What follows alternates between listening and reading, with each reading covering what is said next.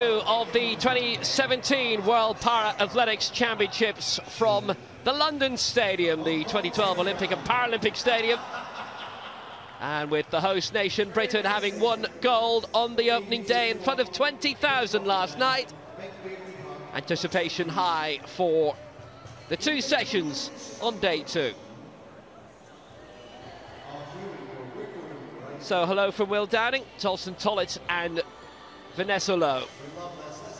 Overcast day, but it's due to get warmer and brighter as we head into the afternoon.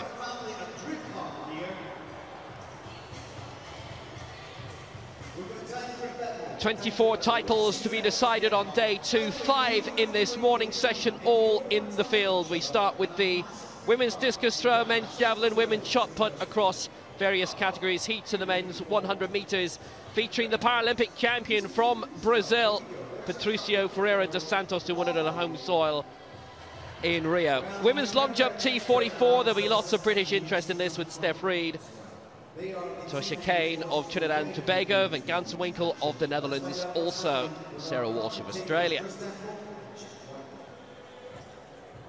Women's 1500 metres T11, that's complete visual impairment. The reigning Asian Games World and Paralympic champion Sheng Jin of China in this, but it will be very, very competitive. The women's 1500 metres T54, that means the great Tatjana McFadden, who won 5 golds at her last World Championships 4 years ago in Lyon. She's going for 4 golds here, but the T54 is always exciting, always very, very competitive.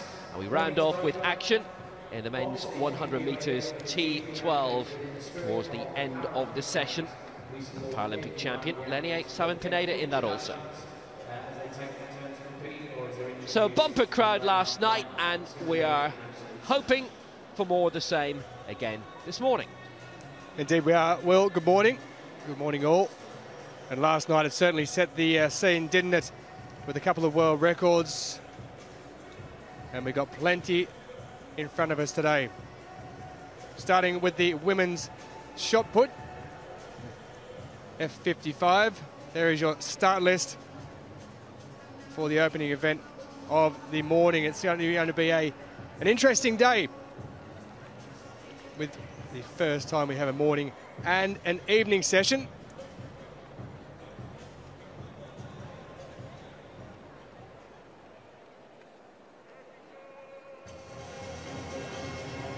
And the men's javelin throw F55 also out in the morning session. Plenty of interest in this one as well.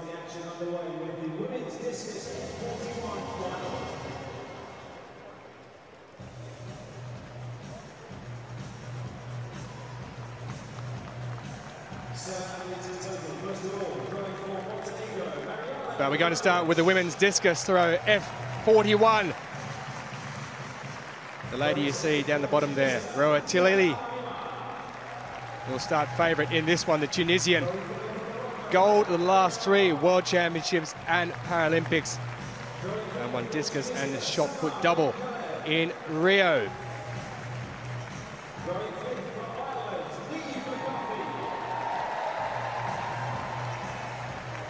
So action in the field and on the track here in the morning session. Vanessa Lowe, who isn't competing at these championships, joins us yet again. And Vanessa, after day one, day two, it's certainly going to build. And we talked about Steph Reed there, who's going to be out a little bit later on in the long jump, and there's plenty of action to be had. Yeah, I'm really excited for the long jump. I believe Steph has a really good chance of winning her very first gold at World Championships and Paralympic Games. Her fiercest competition, Miriam Lefer, is not here as an athlete. So it's still going to be really exciting because we have her competitor from the Netherlands, Marlene van Gansenwinkel, the girl from Japan, who's probably going to be really good and tough competition as well. Also a youngster from Australia, Sarah Walsh. Well, let's look forward to later in this morning session. We will be getting underway in the next few minutes.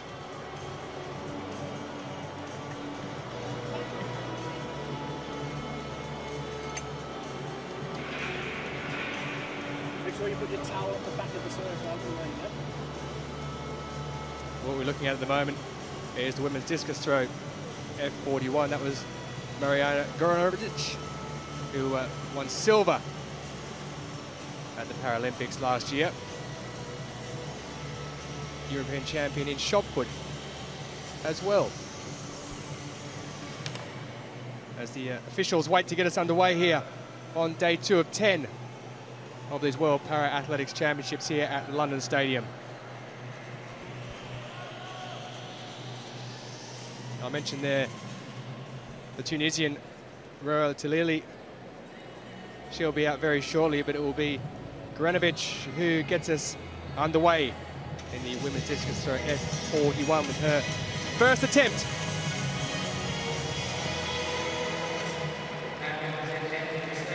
A personal best of 19.30, but that certainly isn't anywhere near that.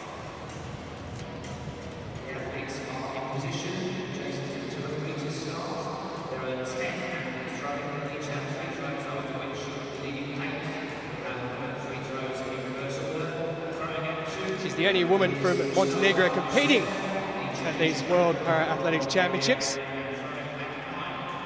And she starts with a foul.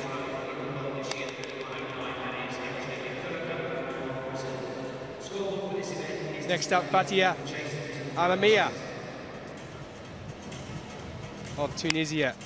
Silver in 2013 at the Worlds. Silver at the previous Championships back in Doha in 2015, and she's also a bronze Paralympic medalist.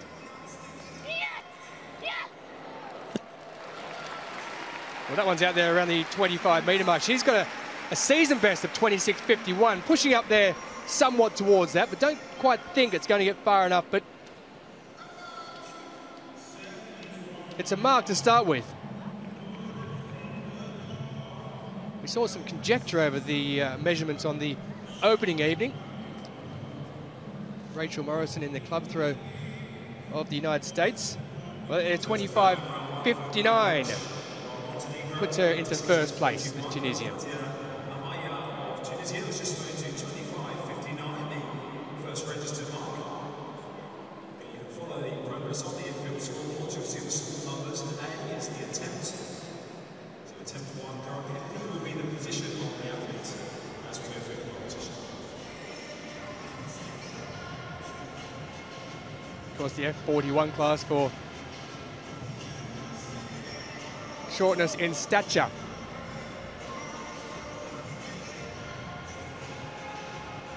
The lady you see there, Hayat Al-Ghara, is the third who's waiting to go in the discus. Her best result, 12th at a major championships, was back in Christchurch at the Worlds in 2011.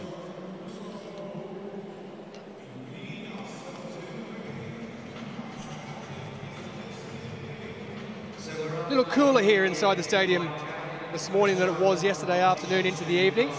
Expecting conditions to hopefully pick up during the afternoon. There's El Ghara, the Moroccan.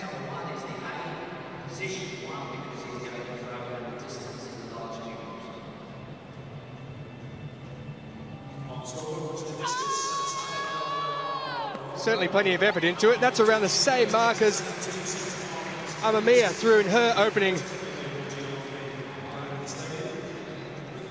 Chance just a moment or two ago.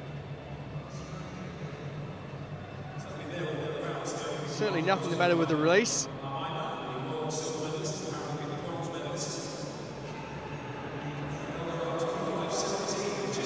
25.17 though leaves her in second position, with Amamia 25.59 in first place still.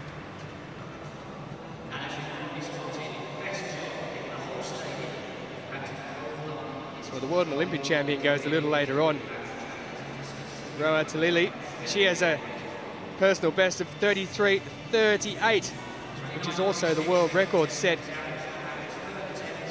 in Rio at the Paralympics last year.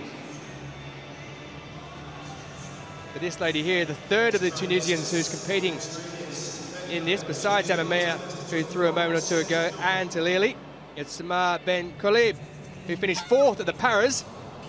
But that one there, well, the release wasn't what she expected. It went too early. And that isn't the start she's looking for.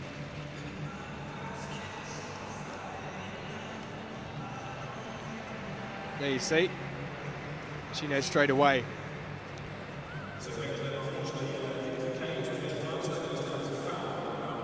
So no throw for the Tunisian Ben Kaleb.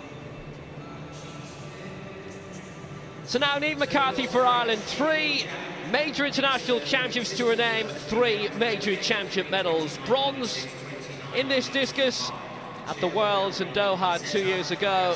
And then last year at both the Paralympic Games in Rio and the Europeans in Grosseto, it was silver for the Corkonian. Goes to UCC, University College Cork, biology and chemistry there. Looking to get the combination right here. That's a very, very good throw. Might just be the lead as well. Fatia Mima, 25.59 in this opening round. McCarthy, really popular athlete. Might be around the same mark. It is around the same mark, but it's just further. Niamh McCarthy in the lead for Ireland. 25 metres 87. Here comes the European champion from Poland, Renata Słowinska. 6th in both the shot and the discus at the Paralympic Games in Rio. But she won gold in both those disciplines in Grosseto at last year's Europeans. It was very tight between her and McCarthy there.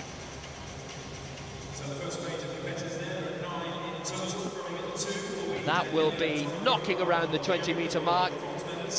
She can throw further than that.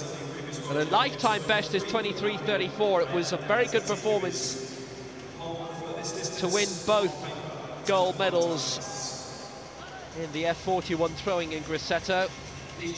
Just a shade under 20. 19 metres 77.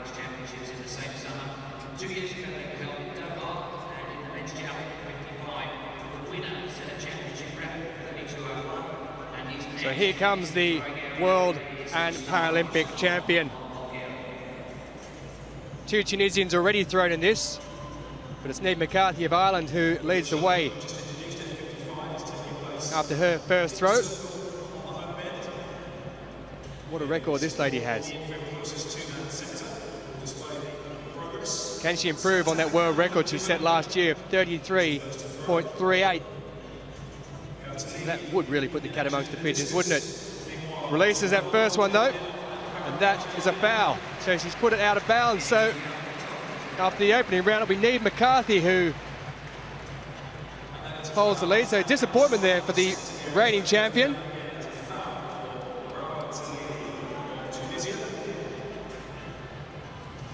So let's head to the F55 javelin. Milos Zaric with his first attempt. The silver back at the World Championships in 2015. That was a PB on that occasion.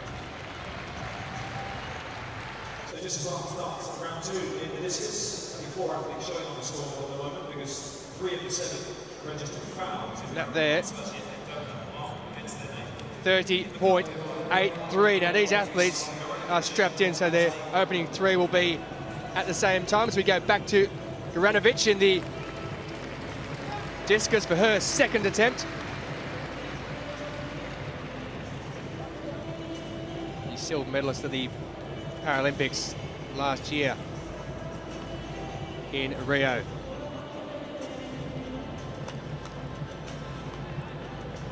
There's a foul in her opening attempt.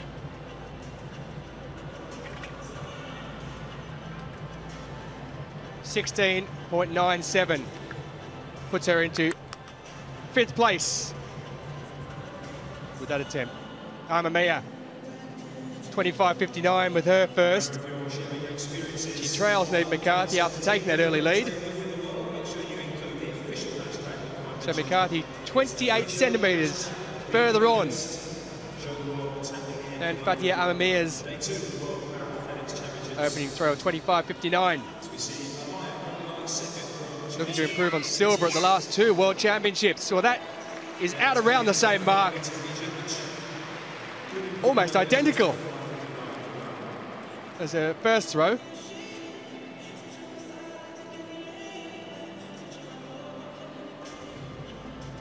.28 centimetres to make up.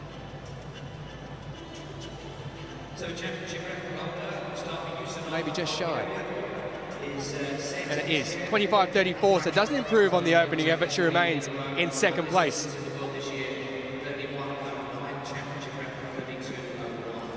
Hey, Algara. Currently in third. 25.17 with her first. Season and lifetime best of 25.92 set this year.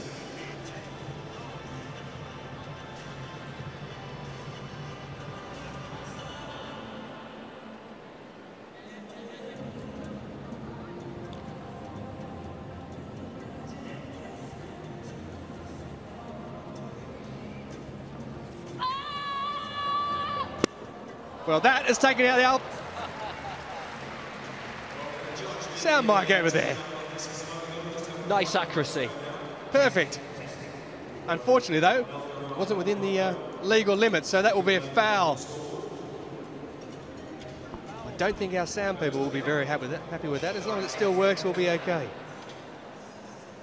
I'll tell you in a moment or two. Algara then. Doesn't improve on that first effort.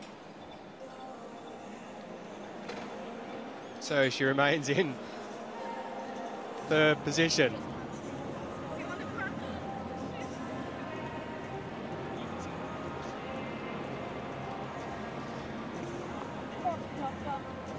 Samar Ben Khaleb.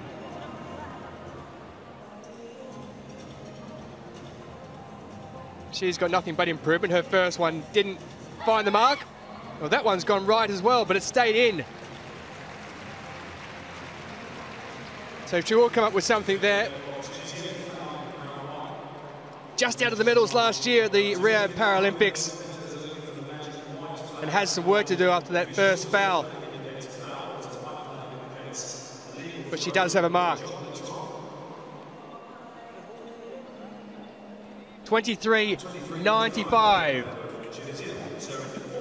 She's now into fourth position. Well, here is Neve McCarthy, who is leading after her first throw of 25.87.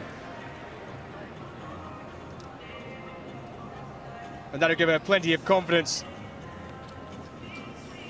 as she tries to overcome the lady who's going to throw in a few minutes' time in Roa Talili. McCarthy silver in Rio last year. What's she got with her second one? Well, she doesn't like that at all. That's gone way, way to her left.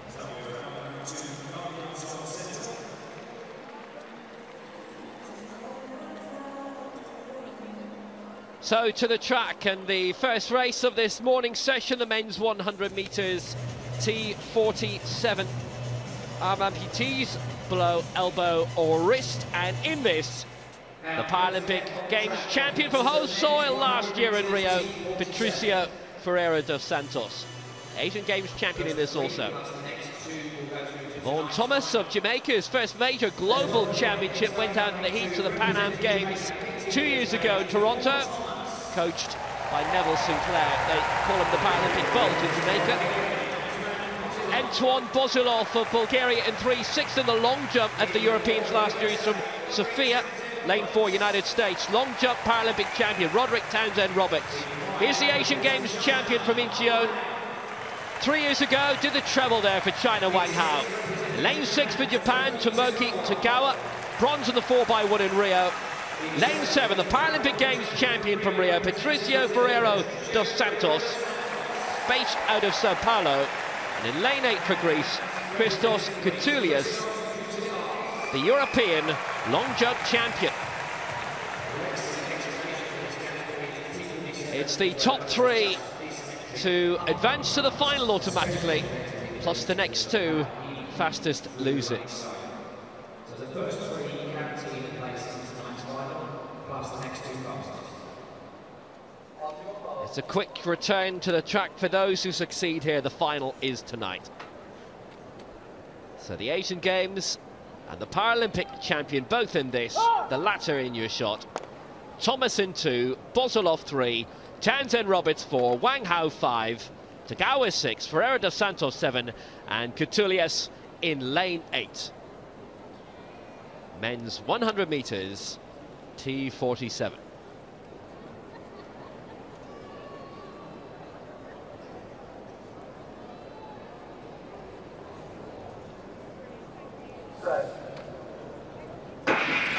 Away they go, first time, solid start for Townsend Roberts for the United States, but now Ferreira dos Santos, the Paralympic champion, well in his stride. Good battle for second though. It's Ferreira dos Santos who wins it. Wang Hao second for China, Townsend Roberts third for the United States, and the rest will have to wait. 10.68 is a new championship record as well. Breaks the championship record of Michał Deres of Poland from Doha 2 years ago, and not very far outside his own world record of 10.57 set in Rio. But 10.67, Vanessa, really sets a good standard. Well, that's a great start time. They still have another round to go, so they have to save their energy a little bit. Amazing what this athlete can do. I saw him breaking the world record in his own stadium in Rio. The crowd was celebrating. Was a great event. It is Saturday morning here in London. It is the first race of the morning, but he's wide awake. Half a second of an advantage over the rest. Wang Hao in second place. Very good start by Roderick Townsend Roberts, but here comes Ferreira excellently into his stride. Wang Hao also speeding up well, got past Townsend Roberts, who's looking for his best result on the track. All of his medals previously, they've come in the last 2 major championships. They've all been in the jumping events, long jump, high jump, and triple jump for Ferreira dos Santos, showing just why he is the Paralympic champion. Home soil it might have been, but he's looking very sharp in London as well. 10.67, a new championship record. But what a fine start, Vanessa, by Roderick in lane 3 for the States. Yeah, I think he's benefiting from his jumps there, the ability to accelerate fast and get in his stride, get in his run very, very quickly. I think in the back end of the race, he's missing a bit what most of the others have when they do the 200 as well. So there's the championship record for Patricio Ferreira dos Santos, 10.67 seconds, with Wang Hao of China and Roderick Townsend Roberts of the United States also progressing.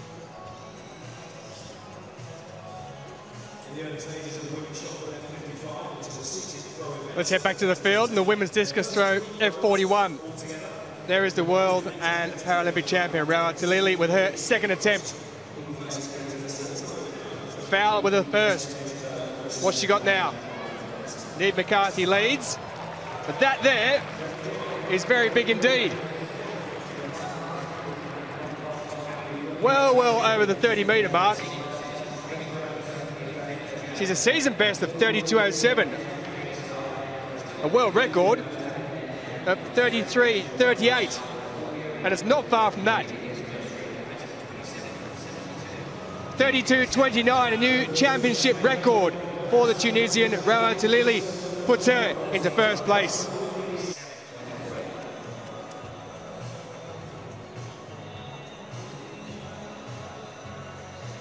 Well, let's stay with the women's discus throw, and from one Tunisian who sets a championship record to the second of 3 who are in this event, Fatia Amamia.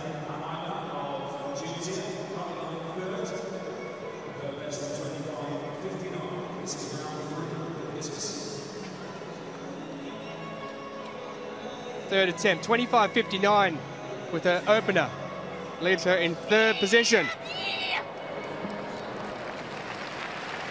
And she's nothing but, if not consistent. 25.59, 25.34, and this there is also around the 25-metre mark.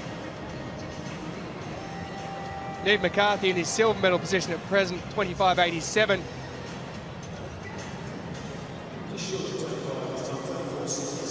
I said it's around the 25-metre mark. It's just under 24.67, so she stays in third position.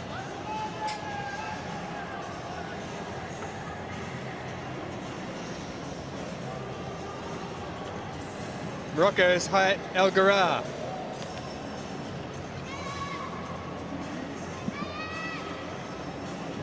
Sits fourth, it's her third attempt, a foul with her second, 25-17 with her first. Looking to improve on that best result of 12th at the major championships back in Christchurch in 2011. At this stage, she's doing that. And she's in with a chance of a medal. She's in fourth position at present.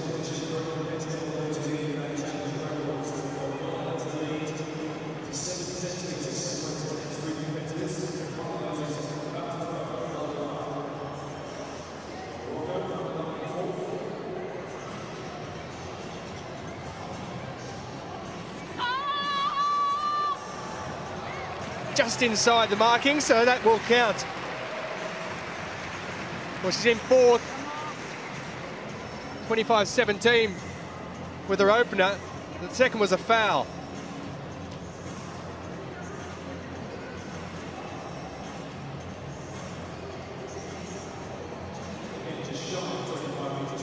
(24.80). Stays in fourth. So back to the F55 men's javelin, Mustafa Yusunov of Bulgaria. 3 throws in a row for each. And that's a very solid one. Good consistency we can expect from this man. We've already seen Milos Zaric of Serbia throw in this. 30.83 he leads with. Yusunov 27.73 in second place, but then he's the second to throw. Back to the discus. Ben Kober of Tunisia. 23.95, her best so far, down in fifth place. It's her third throw. Quite a bit of congestion behind our leader and new championship record holder, Rao Talili. But I think Ben Caleb might have swapped her bronze medal position for silver for the moment. She's only 13 centimetres behind Ireland's Niamh McCarthy, who's in second place, who's next to throw after her. But that was heading out towards 30 metres. 25.74, close, but McCarthy is still in second place, and here's her third throw.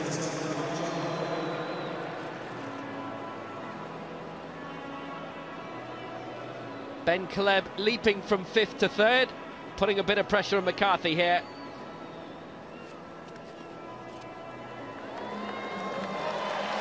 Might have improved a little bit. Certainly seems to be beyond 25, beyond halfway, between the 20 and the 30-metre lines. She was spotted a couple of years ago at a talent day at UCD in Dublin. It's her third year of major championship action. She's well in line for another medal. 25.72 doesn't improve. She stays in second place. She has to go beyond the 30-metre line in order to overturn Rao Talili, and her lifetime best is 27.53.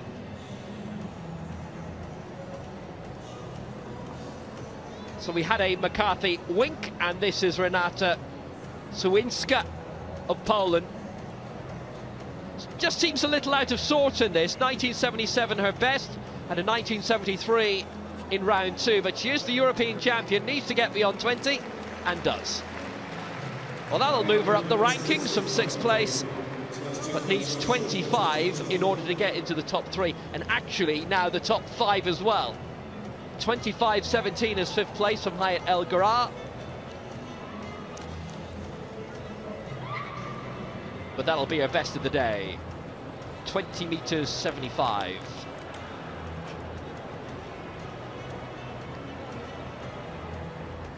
Well, we saw a new championship record in the opening heat of the men's 100 metres T47. The man who formerly held that record, Michal Tarus of Poland, goes in lane 7 in this. Can he claim it back?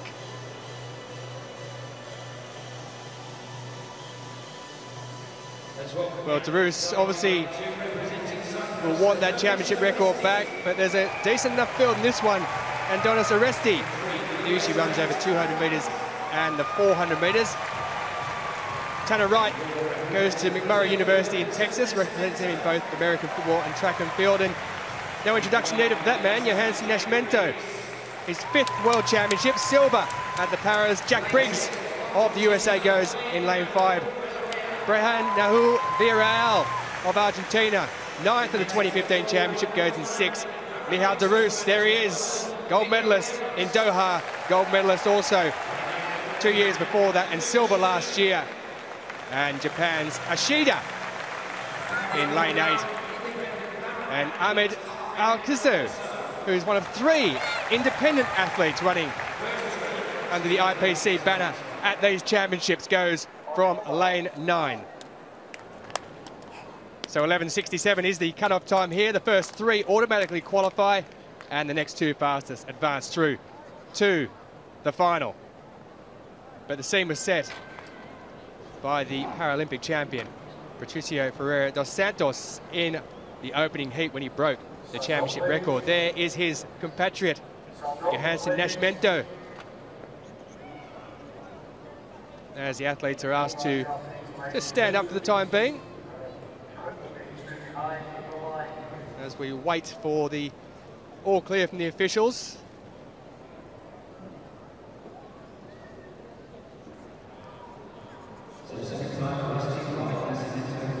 Vanessa, how tricky can it be in this position when you get called to stand up and have to get back? How are the nerves? It can be a bit of a mind game. I had that in London twice. It's sometimes a bit rough because you start thinking and you start losing focus, and it's really rough to go back to the start line and get to actually focus on what you're doing. Well, that seemed to be the issue there with the man you can see from Cyprus, Oresti, who was the 5th place at the European Championships last year.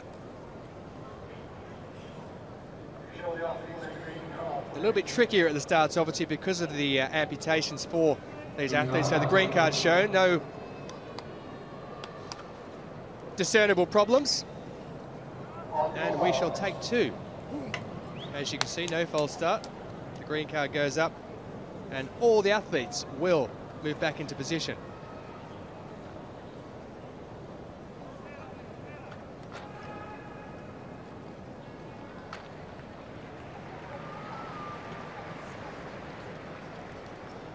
Bruce on left of screen there will start as favourite in this race.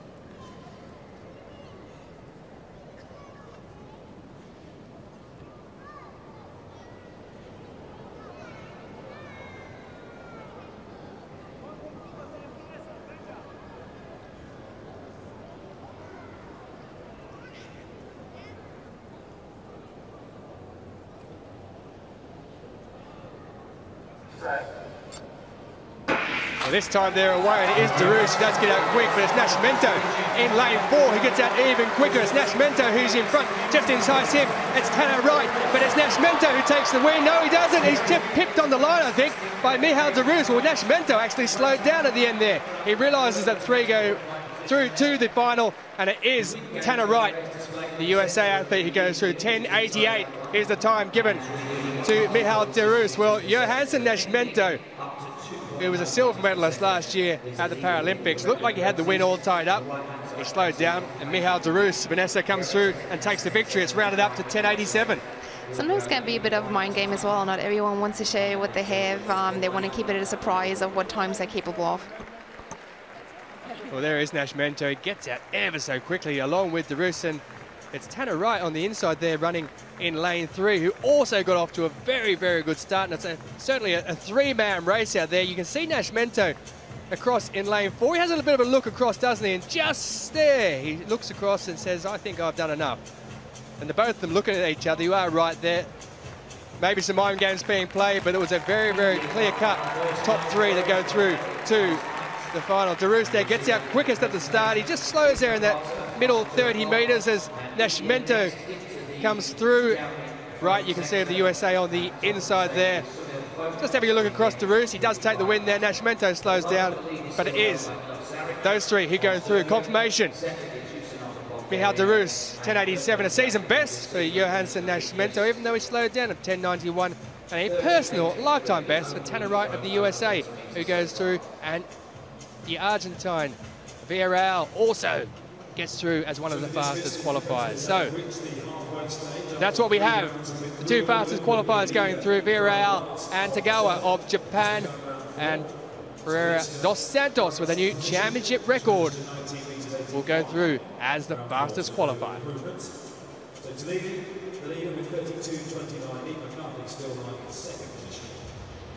So we're into the women's F55 shot, and Todorova of Bulgaria throwing in this.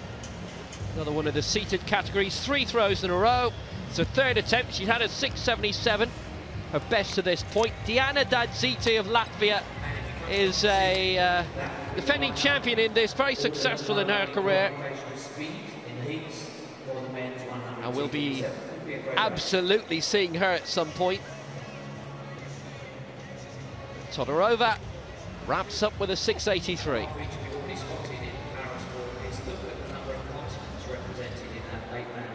Elgara in the discus. Trying to get up into the medal, so tight it is now. There's only 70 centimetres between second and fifth. And Elgara in fifth going into this fourth round, with Rowett Talili opening up a lead of 6.5 metres over Niamh McCarthy of Ireland, who's in the silver medal position. Well, Elgara did like that. You heard the big scream, and why doesn't she like it? 25.80, it puts her up into the bronze medal position.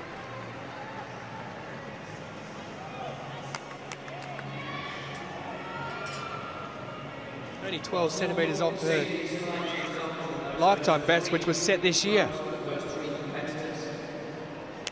As another Tunisian steps up, Fatia Amamia. All 3 of her throws so far have been legal, but she's in 5th position, 25.59, her best. This here, her 4th attempt. Doesn't like it at all. That is only around the 22-metre mark, if that, for Amamia. So she won't improve on her position of 5th. She doesn't like it. Ends up being a foul.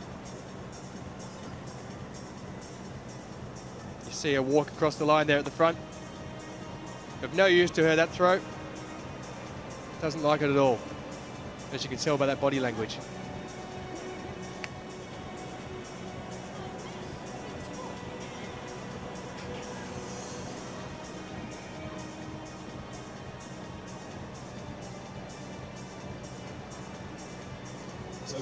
Three Tunisians out of the 7 competing in this women's discus throw F41. Here's one of them, Samar Ben Khaled, in 4th position, the same as where she was last year in Rio. Sprays that one off to the right, and that one is a foul.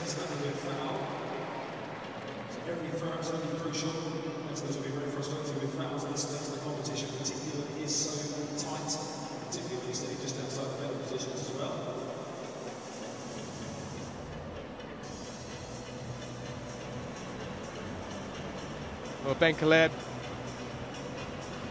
a second foul. So she is in 4th position. Niamh McCarthy, who led after the first round, it's currently in 2nd position, up for her 4th attempt. Rowett Talili so far in front at the moment for Tunisia with that 32.29. Niamh McCarthy's huge battle right now. It's a 4-way battle for silver and bronze.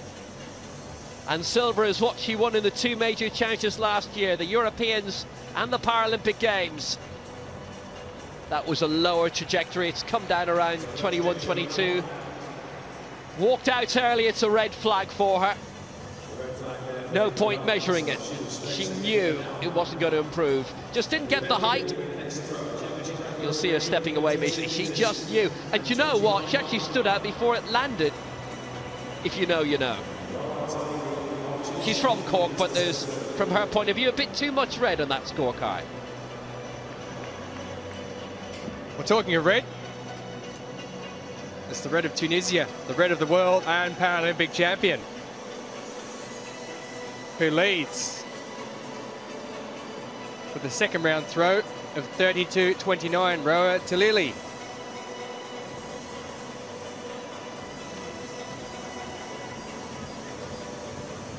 A new championship record with that throw.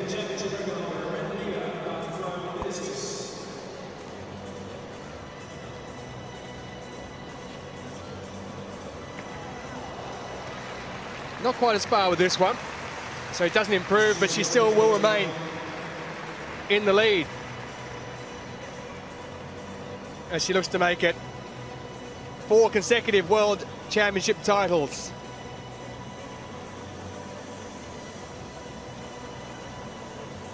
Dating back to Christchurch in 2011. 28.56.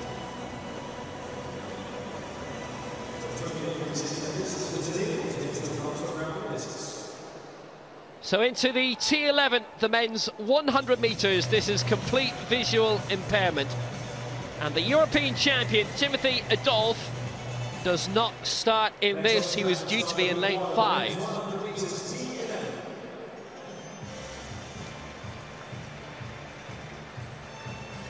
But we do have Lex Gillette, the reigning world long jump champion.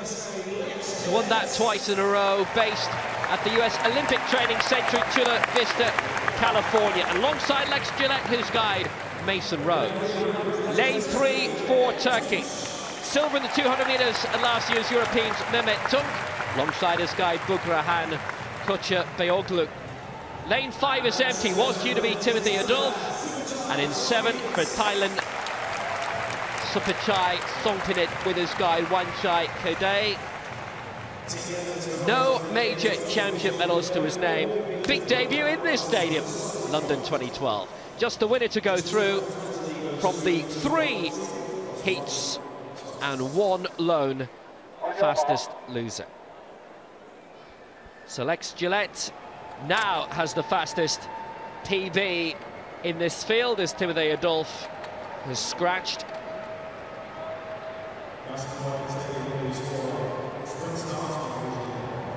Maybe a plethora of reasons for that, but he was in the start list released this morning. Quite a few athletes, including Kadina Cox, missed out in Doha because they tightened up the timings in the call room. So it's Gillette in 1, Tunk in 3, Songpinit in 7. Just the winner to go through. Away they go. Gillette had a little wobble on the blocks, but he's running in a stride alongside his guide, Mason Rhodes. Songpinit second, Tunk third. Tunk coming up, but Gillette will take it. Gillette wins. 11.67, Songpinit second. His guide was close to him, though. That'll go to a photo, and Tunk in 3rd place. 11.67. Solid morning work. And Lex Gillette is into the final. Yeah, that's awesome. That's one of my favorite races to watch. These completely blind athletes doing an amazing job. The guides are very, very fast. It's sometimes even hard to find someone to be as fast as the blind athletes. So, especially the boys have a big issue there finding a good fit for a guide. The women are allowed to run with male guides, which makes the whole thing a bit easier. Lex Gillette actually is a really talented musician, so he writes songs. He is also a really talented piano player, plays the drums. You should pass along YouTube because you find some really interesting songs there. Great start it was by Lex Gillette on song in this morning session. 11.65, a season's best. He's taken just about a full third of his best time of this year, alongside Mason Rhodes. There are quite a number of handy IAAF athletes who have been employed as guides in the T11s for the women's and the men. And Gillette gliding through almost a margin of half a second. Everybody has had their performances given the green light. So Gillette wins 11.65, Songpinit okay in second, 12.11, and Mehmet Tunk in third, 12.19. So Tunk is out, Songpinit, we'll have to wait to see if he's the fastest loser.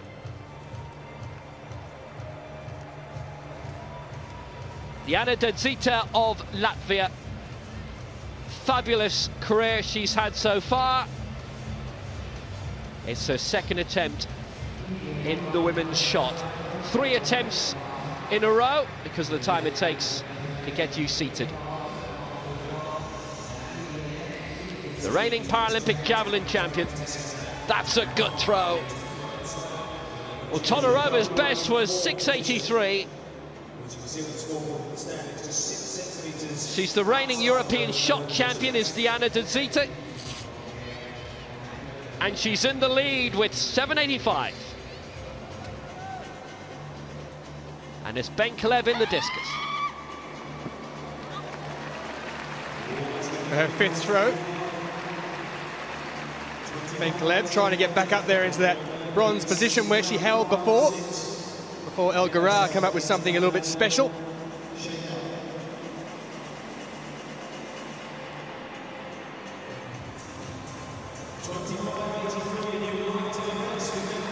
And she's done just that, 25.83, a new lifetime best.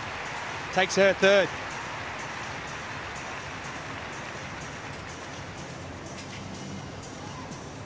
Neve McCarthy in 2nd position. It's now 4 centimetres between Ben Caleb and McCarthy, who's still holding on to that silver medal. And if she stays there, it'll be the hardest won medal of her career for certain. Doesn't need the shades.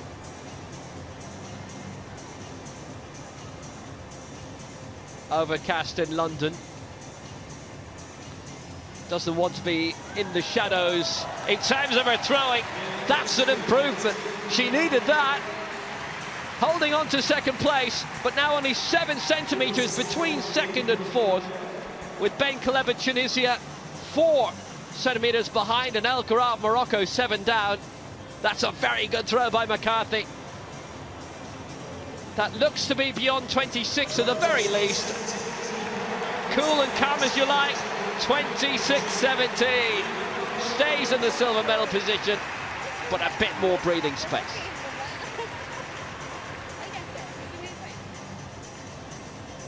Ahead of her, this lady, Roa Tulili. A new championship record with her 2nd attempt at 32.29. So unless something monumentally different happens in this competition, she will win her 4th consecutive World Championship. Doesn't like that one at all. Flat, low throw. Only around the 25, 26 metre mark. Nowhere near the championship record, she said earlier. And straight across the line she walks, not wanting that one at all. So a foul, making it 2 for the competition, but that in green you can see there, 32.29 means she's first.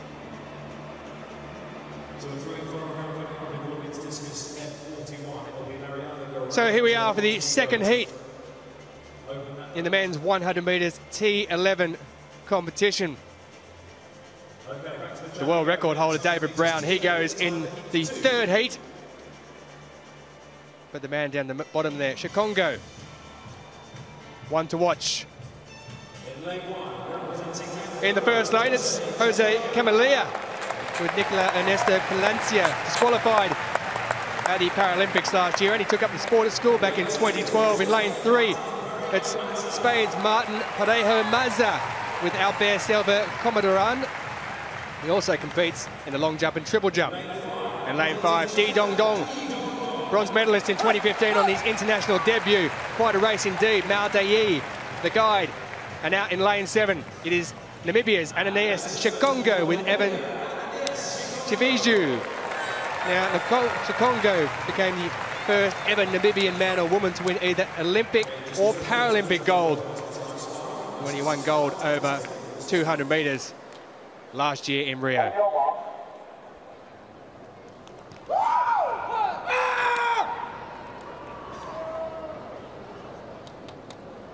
So in the opening race, Timothy Adolphe, the European champion, didn't start, but in this one we do have all 4 competitors. Of course, in the T11 class, they are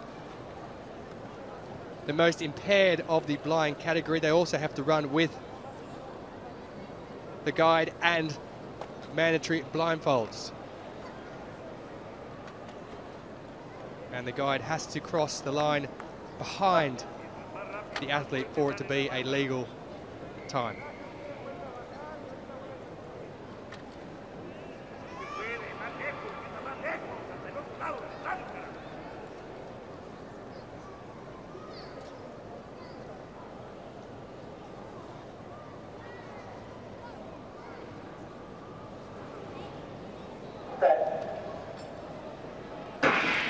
Where they get Chikongo got away a little bit slowly on the outside there. He's struggling. It's Dong Dong who's in first place at present, and Chikongo is picking up time there at the end. And Chikongo gets there. Does he get there in time? He gets there just in time, does the Namibian, after a pretty poor start by his standards. But did he get across the line in first place? That's the question. I think he did. 11:39 is the winning time there. He wouldn't have been happy with that start. D Dong Dong, it looks, has taken second place. There is the confirmation that is Ananias Chikongo of Namibia. A season best of 11:37. Well, it could have been much better because he got away to a very, very slow start, and he would have hoped for a better time. D Dong Dong, bronze back in 2015 when he made his international debut. He takes second place. He should go through as one of the fastest qualifiers, and a season best time of him, of course, the first automatically goes through. But you can see there Chikongo, the worst of all the starts as he gets away. D Dong Dong gets away out there in lane 5. And Chikongo just at the end there, you see his guy pushing him through Vanessa to get there over the line in first place. Yeah, it's already hard enough to start on your own to find the right timing to match the gun pretty much. And now they have two athletes and both of them have to synchronize and they have to find the rhythm together. We can see his guide there, Evan Taviju, who's really encouraging him in that first 20 or 30 metres when he got off to that slow start, but he gets into his rhythm, he gets there nicely, and he takes over D Dong Dong, the Chinese athlete, right on the finish line. So there it is, confirmation of season best for all top 3 athletes in that race. Automatic qualification for the Namibian Ananias Chikongo, 11:37 for him. Season best, 11:41, 4/100ths of a second behind for the Chinese athlete, D Dong Dong.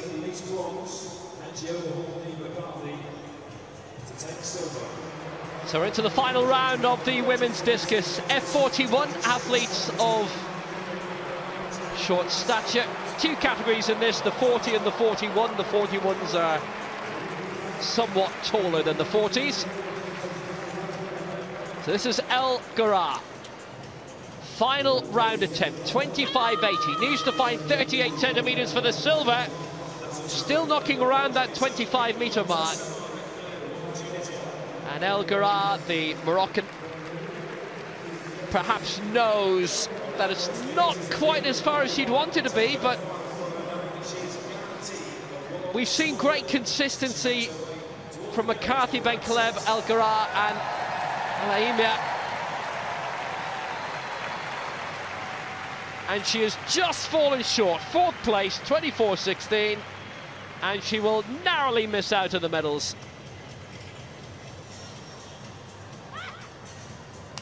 So Fatia Amaimia of Tunisia, 25.59 in the opening round.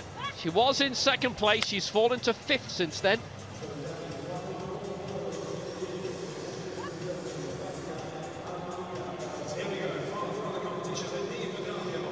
So let's see then. It's out, and it will be 5th place for Fatia Amaimia. Silver, the last 2 World Championships in Lyon and in Doha, but no medal for her here. Sabah Ben Caleb of Tunisia, 25.83, lifetime best in the previous round.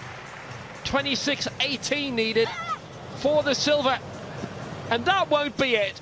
So Ben Caleb of Tunisia has the bronze. It's silver for Ireland's Niamh McCarthy, unless she comes out with the throw of her life. And here is Niamh McCarthy.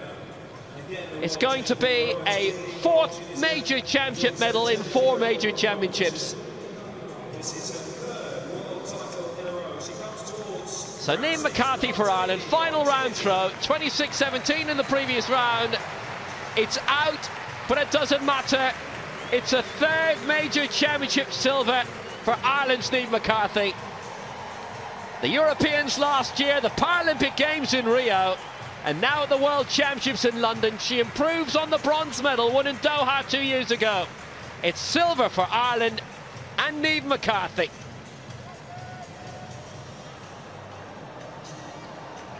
Job well done. But here is our winner. She's retained her title successfully. Rawa Talili of Tunisia.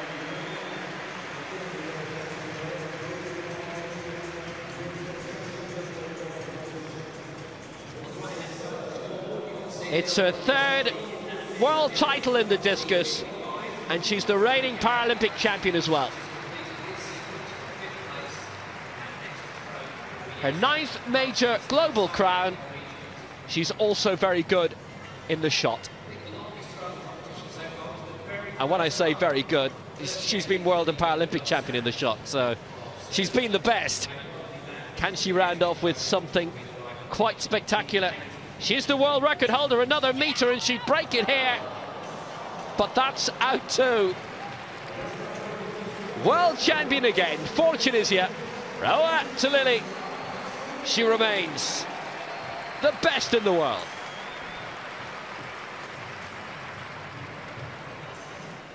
So, championship record for Rawa Talili of Tunisia, retains her title, a third world title in a row in this, 32.29. Silver for Ireland for Niamh McCarthy, 26.17. And bronze for Tunisia, Sama Ben Kaleb.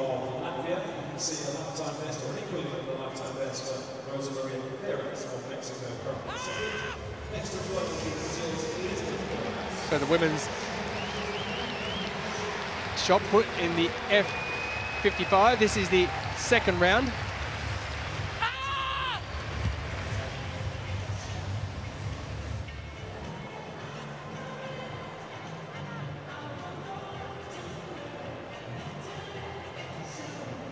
Guerrero Cazares.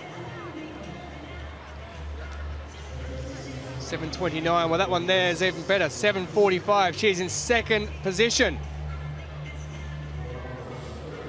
equaling her personal best.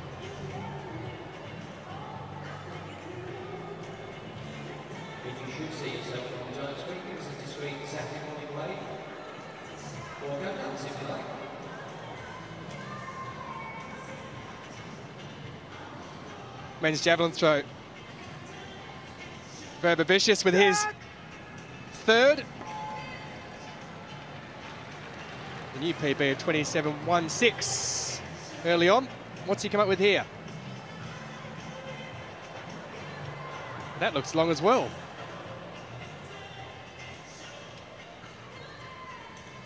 (27.43). Personal best for the Lithuanian. He's in third position.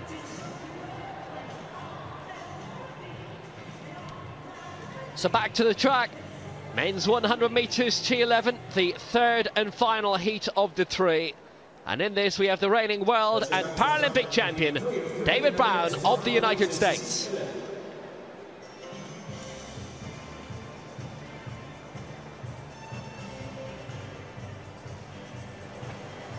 But in this for Brazil we have the reigning Paralympic long jump champion, Ricardo Costa de Oliveira, whose sister Silvania is also Paralympic long jump champion. His guide is Celio Silva. For China, Fan Zatan, alongside his guide Huang Zhuhui, no major championship medals to his name, but was fourth in the 200 metres in Rio.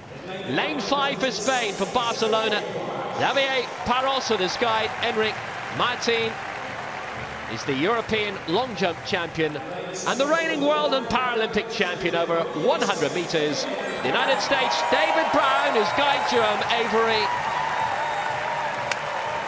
And in, Brangelina fashion, their team bravery, Brown and Avery. Is injured in the 200 metres in Rio, but had won gold in the one. The reigning world champion from Doha 2 years ago.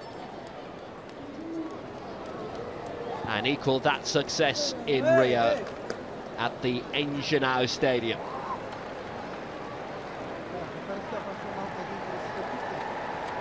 Brown, the world record holder as well, set 3 years ago of 10.92, season's best 11.10.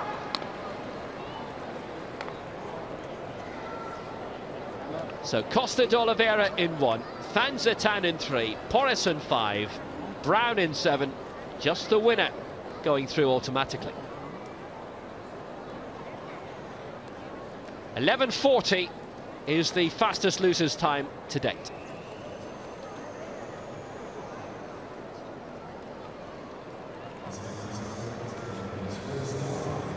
Costa de Oliveira, Van, Porras, Brown.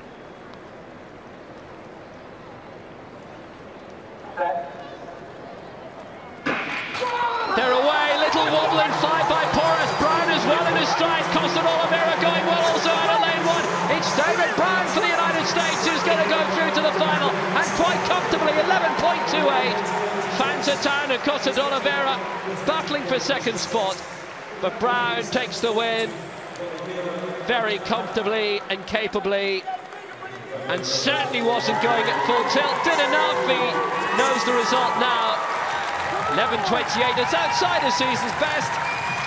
11.26 has been rounded down to, but David Brown looks like the champion he is. The time doesn't matter at this point. All that really counts is making it to the finals, which he didn't do in 2012, so this is his rematch.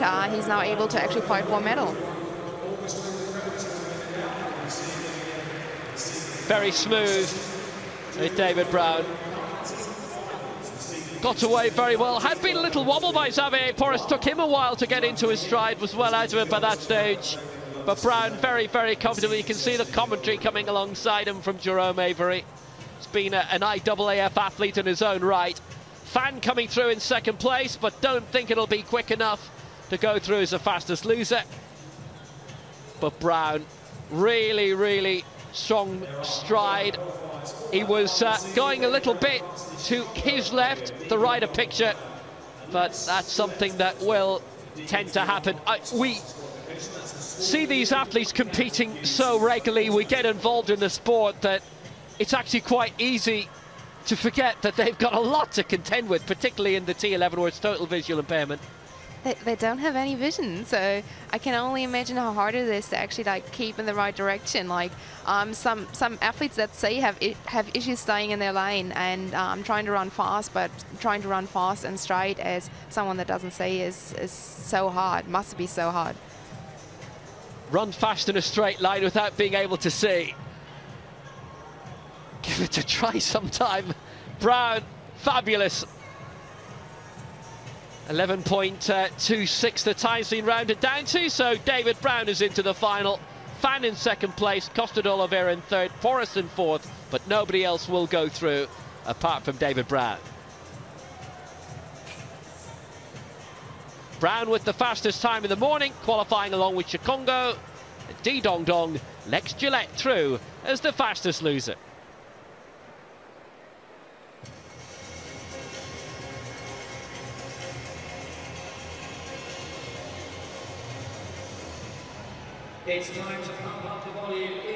So the women's long jump T44 final, lots of home interest in this with Great Britain's Steph Reed, Malena van Gansen-Winkel of the Netherlands, Sarah Walsh of Australia, Neosha Kane of Trinidad and Tobago, Nakanishi and Takakura for Japan. This in the T44s.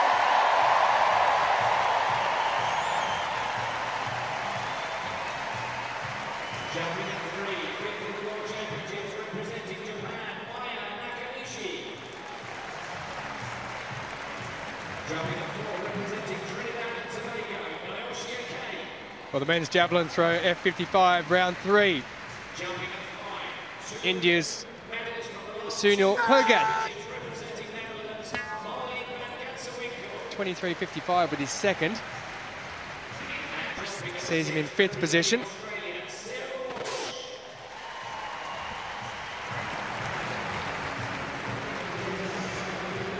not sure that's going to improve much. 23.75, so it is 20 centimetres further than his second throw. So all three of his opening throws for the Indian leaves him in 5th position.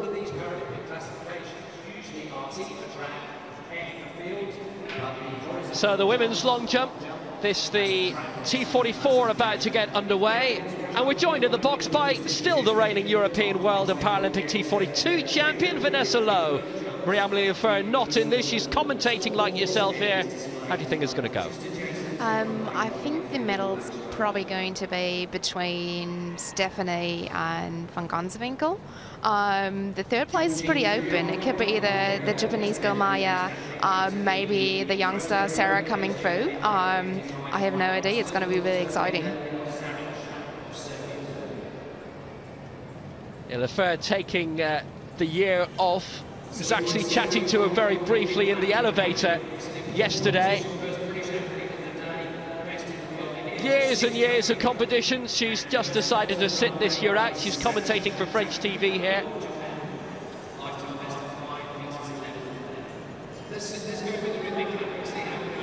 So Saki Takakura of Japan to get us underway with that lifetime best of 5:11. Lefebvre setting the world record in Rio. Takakura then just shy of 5 meters to get us underway, but there'll be big excitement for Britain in the next few moments when they see one of the home favourites getting involved. Solid run up for you, Vanessa? Yeah, I think she just didn't quite hit herself yet. The secret in long jump is obviously to run fast, but then you have to transfer the speed into height. And I think she just didn't quite do a good job there. But she has another few attempts to go, so we'll see how she goes. Bronze in the 100 meters of the last Asian Games in Incheon.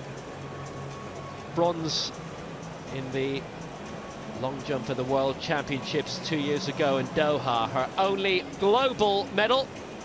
Also a sprinter.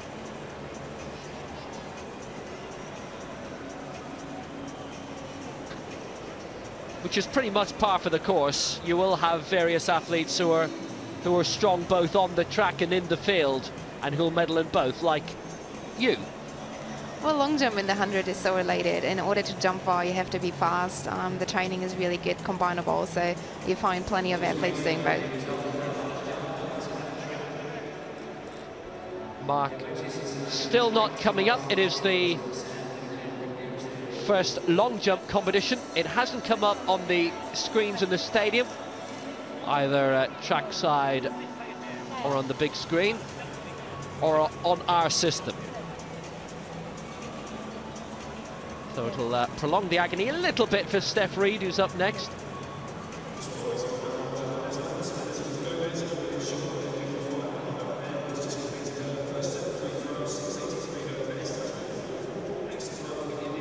Well, as we wait for Saki Takakura's mark in that opening jump in the women's long jump T44, we also prepare ourselves for more action on the track. 4:54 is the mark we believe it is. There it is, confirmation of that mark. So she is the first to go, which automatically places her with a legal jump into first position. So Steph Reed for Great Britain.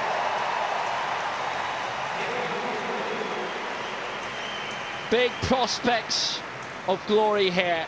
The 2014 European champion. Her only major championship title.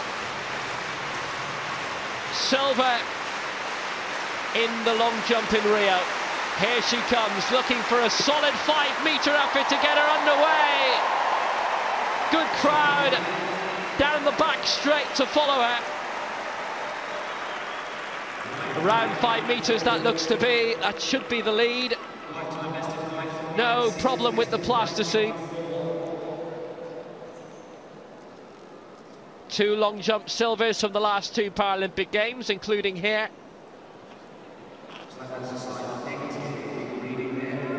Didn't compete in Doha. I didn't compete in Grosseto at the Europeans last year either. There were a few who skipped that.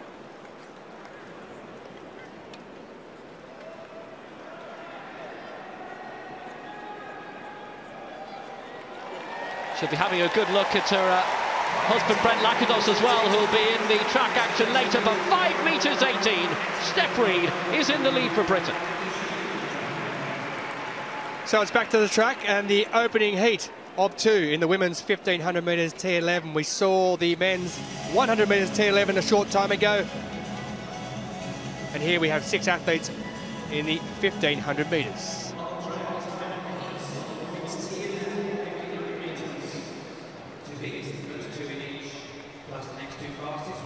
Margarita Fandez goes with her guide, the Chilean, in the opening lane, but out wide, that lady there, Jing Jin, the reigning world and Paralympic champion. Took up the sport in 2008 to improve her physical condition, would you believe it? Well, inside from Portugal is the silver medalist from the European Championships, always just outside the medals, Maria Fiuza and Mary Watira Niroji of Kenya inside. And there, Luzanne Kurtzi, disqualified in 2016, the South African, looking to do better here. Rodriguez Saavedra of Mexico in lane 2, and in lane 1 there is Fandez of Chile, bronze in 2015 in T13 over this distance. This time she goes in the T11. To confirm the first 2 automatically qualified, then we have the next 2 fastest advanced to the final. There is that lady who's running from out wide in lane 6, Zheng Jin, current world and Paralympic champion, and also the world record holder and championship holder from Doha 2 years ago.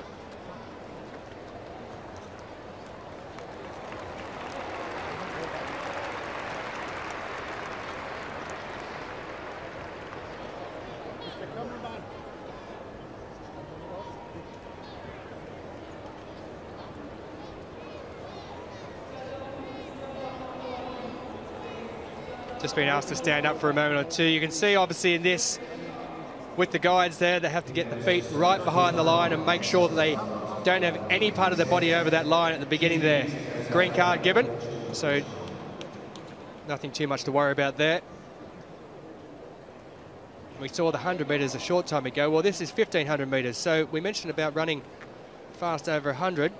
This is 3 3/4 laps of the track, so the guides have plenty of work to do. And in this one, you would expect the current world champion and Paralympic champion, Zheng Jin of China, to be right up the front from the get-go, and that is what happens as she crosses over from lane 6, currently running there in lane 2, and moves across now into the lead. So let's see what sort of time can be set at these championships by the Chinese athlete as she goes around that first 150 metres or so, and has already opened up a lead of around 3 or 4 metres. Not standing in ceremony, Zheng Jin away with her guide Wang Jipen immediately. She's the reigning Asian Games world and Paralympic champion, previously winning silver in 2011 in Christchurch to the World Championships there from Shenyang.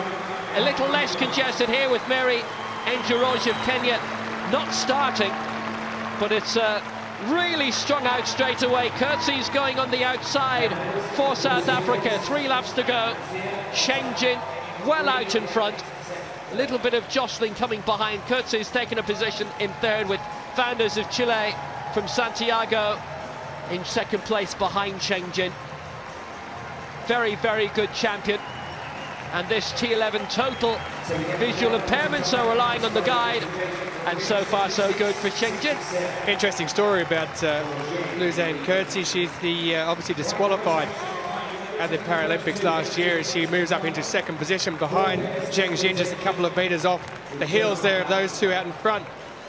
But she was the first student in 2014 elected to the Student Representative Council at her University of Free State in Bloemfontein. So quite honoured to receive that, and she remains in 2nd place at the moment. Zheng Jin, who slowed a little bit towards the end of that opening lap, has just opened up the stride a little bit more with her guide Wang Jipen. She holds that 3 or 4 metre advantage. They're all boxed in with around about 10 or 12 metres between the first 4 at the moment, with Zheng out in front. Kurtzi in 2nd place, really pushing up now just off the heels of Zheng there, so you may expect something to a bit of a pace to be set as they come around for the last couple of laps. Shengjin leads with 2 laps to go in this women's 1500 meters T11 heat. Curtsey in second place. Third now is Rodriguez Saavedra of Mexico from Guadalajara. Fernandez lying back in fourth place, really getting stretched out this field. Shengjin still taking the advantage. 2:39, they go through 800 meters. Obviously there's a bit of a wider load with there being 2 athletes side by side, the guide and the athlete. The coats are quite comfortable in second. It is the top 2 who qualify. Looks at the moment as if the main battle may be for second place. But it's Rodriguez Saavedra who's in third. A little bit of a gap back to the Chilean Fernandez, who's in fourth. But Shengjin, who's taken the last 2 global crowns in Rio and in Doha. It's a solid pace. It's not a spectacular pace. It doesn't need to be in what is effectively a semi-final. Curtsey is staying close enough behind. Not a large gap between first and second, and when you've got 2 people side by side, little bit of a crash in front, you could be in a bit of bother. But as they head towards the bell, Shengjin leads, Curtsey is in second place, Rodriguez Saavedra in third. Well, Rodriguez Saavedra has got some work to do, because at this stage she's been sitting in third place as they've stretched the legs out in front, and it's Curtsey who's really moved up. Curtsey looks very, very comfortable at present with her guide, Voigt McConey, and they've just stretched up there, but Shengjin has just moved out a little bit further in front. So at this stage it looks like we're going to have the 2 who are there at present in Shengjin and Luzanne Curtsey, who could be the automatic 2 that go through. Rodriguez Saavedra has just fallen a little bit off the pace there, moved back 3 or 4 metres now. She's going to have to get a kick on with around 250 metres to go. But I have to say, Curtsey in second position looks very, very comfortable indeed. It's like they're almost pacing themselves there up against Shengjin to get themselves through this final. Sometimes running from the front the whole way around can be a little bit difficult because of the fact that you have no one in front of you to really look at. So you're setting the pace the whole way around. It hasn't been quick, as Will mentioned a moment or 2 ago, as they come round to the 120 metres or so to go at Shengjin of China, the reigning gold medalist at the World Championships 2 years ago, and also the Paralympic gold medalist last year. She's out in front as Curtsey moves around the outside. At this stage, with around 60 metres to go, it's going to be those that go through. Shengjin staying in front by a metre or so on the inside, running and lane 2. She'll take the win, and Luzanne Curtsey will go through in second position. So they are the automatic qualifiers. In third place, it's Rodriguez Saavedra of Mexico who takes that. And the top 2, well, Shengjin, she did it pretty comfortably in the end. It wasn't a very fast pace. There's confirmation of the time, 4:59.86, just to give you some sort of idea on that. The world record she set is 4:38.92 last year in Rio, and the championship record is 4:47 set in Doha 2 years ago. So just under the 5-minute mark. Slow by her standards, but good enough to get through Vanessa Lowe into first position and qualify for the final. Yeah, they still have another run to run, so it was smart of them to not give it all in spare some energy. Yeah, Curtsey going way out to the outside, almost ending up in lane 4, and indeed she did as she crossed the line. There's confirmation then. 4:59.86, Shengjin of China goes through, also qualifying automatically Luzanne Curtsey in 5 minutes and 20 seconds for 2-0, and Rodriguez Saavedra takes third place in a season best. T44 women's long jump. Marlene van Ganswinkel of the Netherlands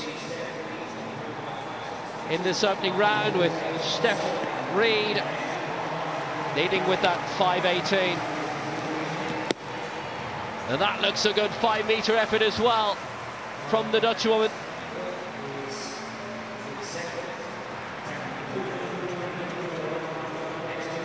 Takakua had started off solidly, but for Ganswinkel, it's a very negligible breeze down there. Good smooth rhythm, Vanessa. Yeah, it looked pretty decent. There was a good opening round for both of them, for her as well as for the Brit Steph Reed. I believe it's well and truly over the 5. I'd say 5:10, I reckon. Let's see what else is possible for the next couple of 10s. 5:05. Well estimated by a Paralympic champion. She goes into second place.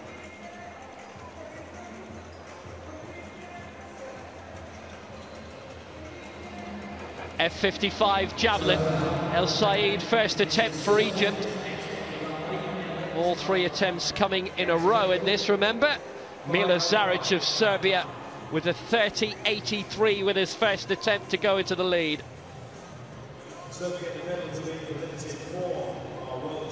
28.63, second immediately. Steph Reed, a second attempt in the women's long jump. This, remember, is the T44. And Marie-Amélie Lefeur has had so many years of success. It was 5.18 in the opening round. Great home support for her here. It was silver at London 2012 for her. Here she comes, Reed. That's another good solid one. That's 5 meters plus. Might be better than the first round. Just a slight breeze at her back. But she looks in the mood. She looks very powerful, looks very in shape. Yeah, I would say that's probably going to be her competition. That's probably going to be her first gold medal. Improves by 5 centimeters. She edges closer to it. Milena van Ganswinkel in second place. Maya Nakanishi. No jump in the first round. 4.54 is the bronze at the moment. Her compatriot Takakua looks around the same mark as well. A single leg amputee, which obviously affects the rhythm a little bit, presumably. Yeah, it's quite hard to get the run-up right, because you can't affect where you set your leg quite as well. And to hit the board, you have to have your run-up on point. You have to have every step sorted, and especially once wind comes into play, once the conditions change, it starts to get really rough to hit the board right. 4 meters 28, Nakanishi's in 4th place. Sarah Walsh for Australia. It was a no jump for her in the opening round, and I think she's going to get a red flag for this as well. Well, pressure's going to be a little bit on at this stage. That's 2 no jumps for Sarah Walsh.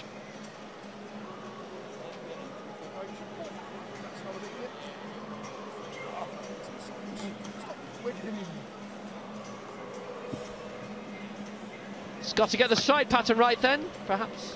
Yeah, I think she's struggling a little bit with the 1 meter boards. She's used to the 2 meter board, 2 meters away from the sandpit, and having a different board, having a different setup sometimes can be really confusing, especially for young athletes.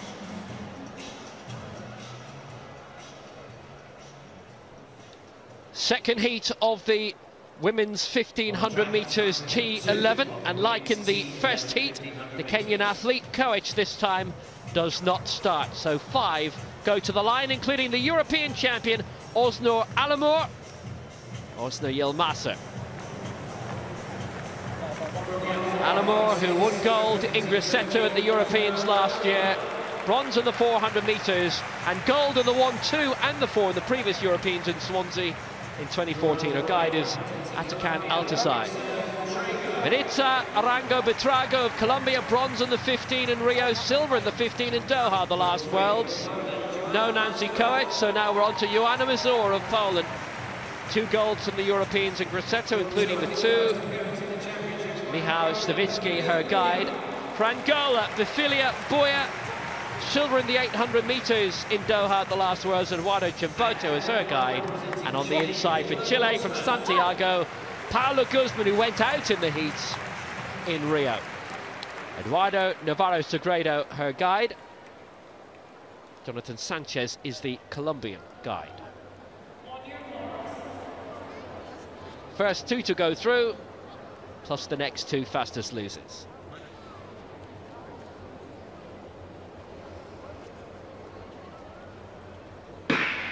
So Guzman, Boya, Mazur, Arango Betrago and Osnur Alamur are the 5 in this.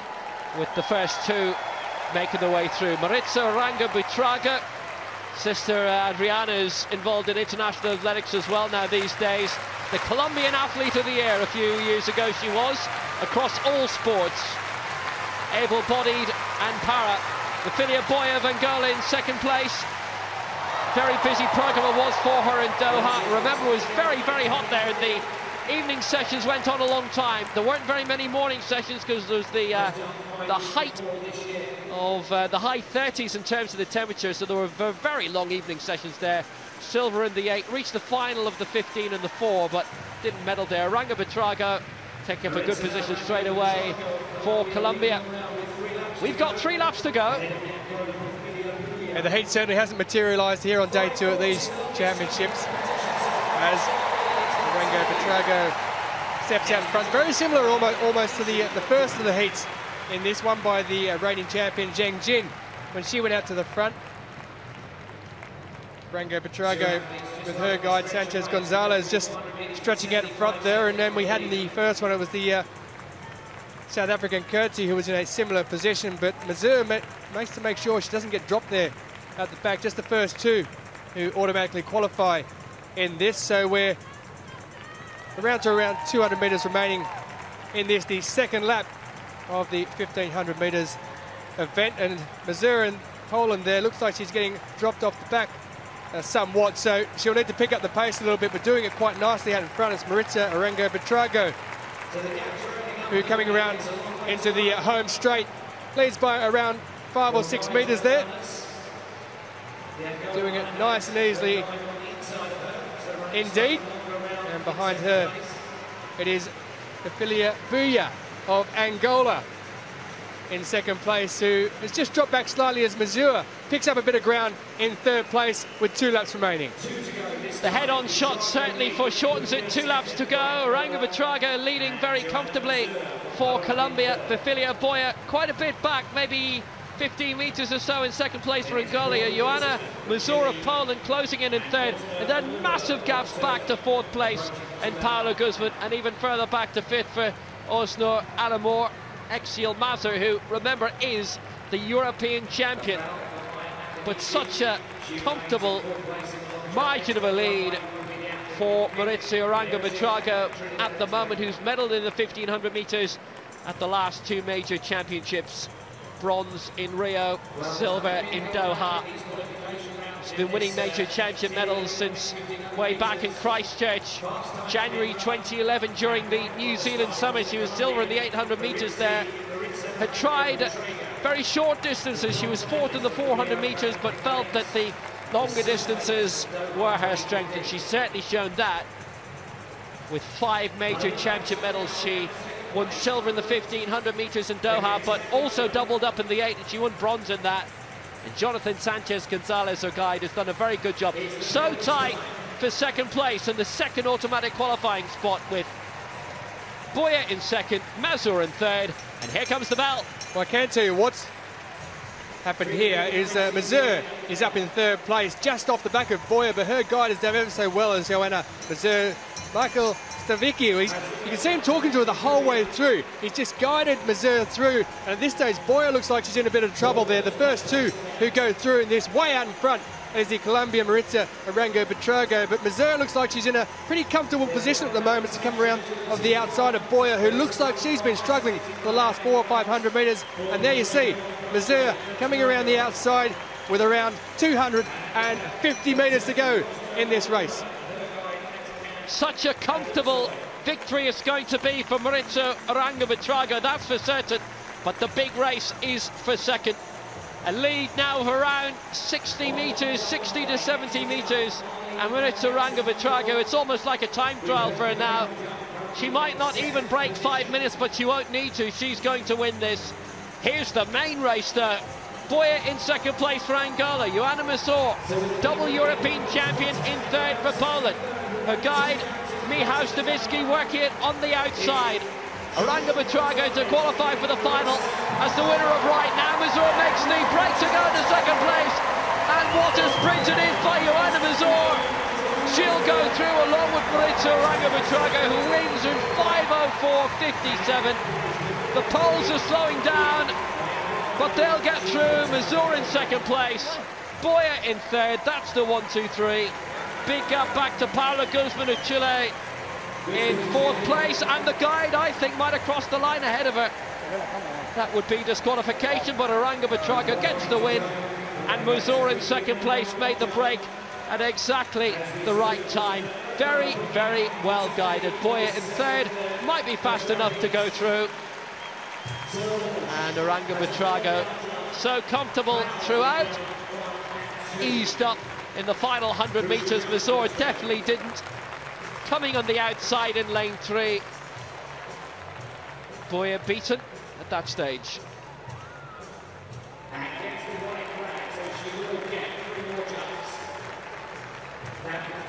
So back to the women's long jump.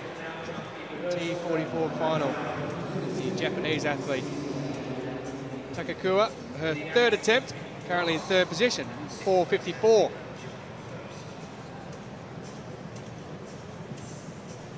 Her best. Second of 4:46. And the third. It looks a little bit longer indeed. She looks happy. How did you rate that one, Vanessa? I think if I saw it right, it's a foul, so it may be further, but it may not be legal, actually. I'm going to tip it's an actual legal one. Let's see.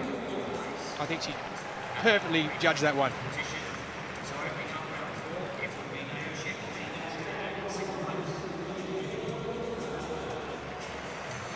Oh wow, it's a legal one. That must have been so close. I don't think she could have got any better there. 4.80, Steph Reed, who leads. 5:23, her third attempt. 5:18 with her first. 5:23, an improvement of 5 centimetres with that second one that puts her further ahead in first place. What can she do with jump number 3? A little bit behind the board, but it looks long. It's certainly longer than what she's jumped so far. That looks really long.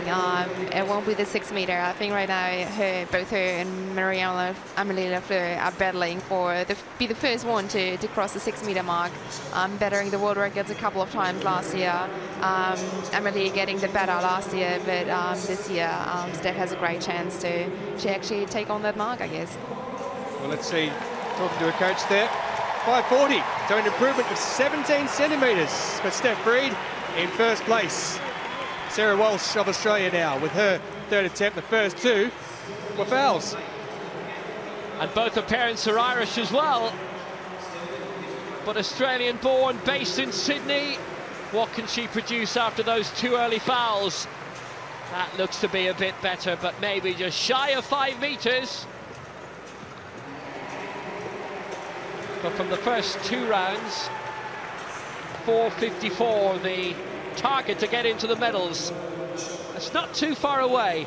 She needed to improve the run-up anyway. She did, yeah. It was actually her birthday yesterday.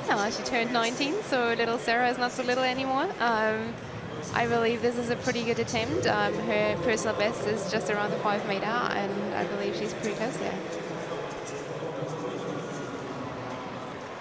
Sarah Walsh up into 4th place, 4:67. She's 13 centimetres off the bronze.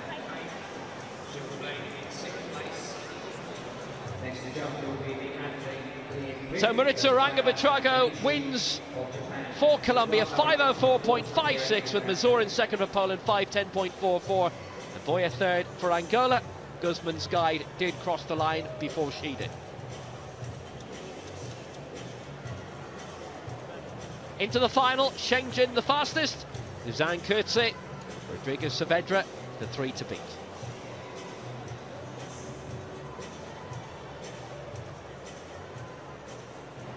But to the field we go. Round 4 of the long jump. It's Steph Reed of Great Britain who leads with a best of 5.40. though, Marie-Amélie Lefeur here this year, the reigning world and Paralympic champion.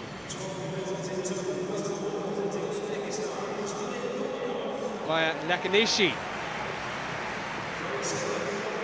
2 fouls in her first 3, 4:28. Her best so far, she's in 5th position.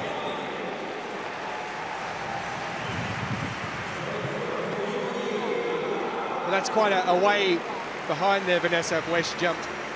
Yeah, she hasn't quite found her competition yet. She hasn't found her runner point. She was just shy of the medals last year in Rio. I really wish her to finally win a medal. She's training hard. She's around since so long. Was based in America for a while, went back to Japan to train. Is now working together part-time with another American athlete. This is a good attempt for her.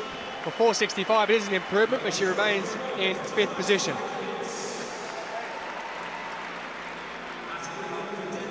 There is Sarah Walsh, 4:67 with her 3rd jump. That moved her, after the first 2 fouls, up into 4th position. 4:80 is the bronze medal position at the moment. That's occupied by Saki Takakawa of Japan. So there's 13 centimetres at least required to equal that mark and 14 to go above it. Let's see what she can do.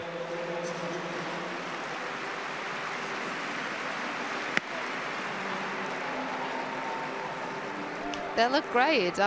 This is definitely the better attempt. If this is given legal, then I think we're going to have a better mark. And I think this is actually past the 5 meters this time, hopefully. Well, she certainly got further up that board into the right position from the first 2 jumps. Obviously, she was way wide of the mark of where she wanted to be. But Sarah Walsh, 4:67 with that opener, looked much happier after the first one. Why wouldn't she be? Because their first 2 fouls and that one there, 4:83, puts her into the bronze medal position. Still shy of the 5 meters. I know she can do the 5, but amazing. Third Also an Australian area record for these championships, so a decent effort. Yeah, decent, but I think we have more to come. Vanessa Lowe wants more. Well, we move further afield to the lady who was in 3rd position, Saki Takakawa. Sarah Walsh now 3 centimetres above that one in 3rd position, so what can the Japanese athlete respond with?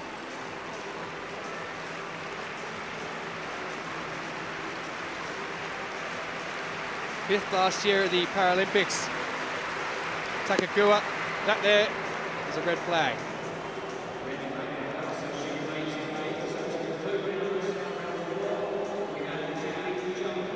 Certainly well over the board there with that one.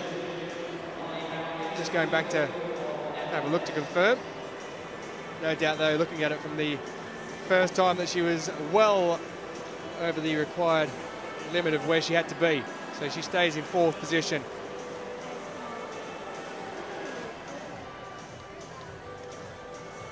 Our first look at the women's T54 racers.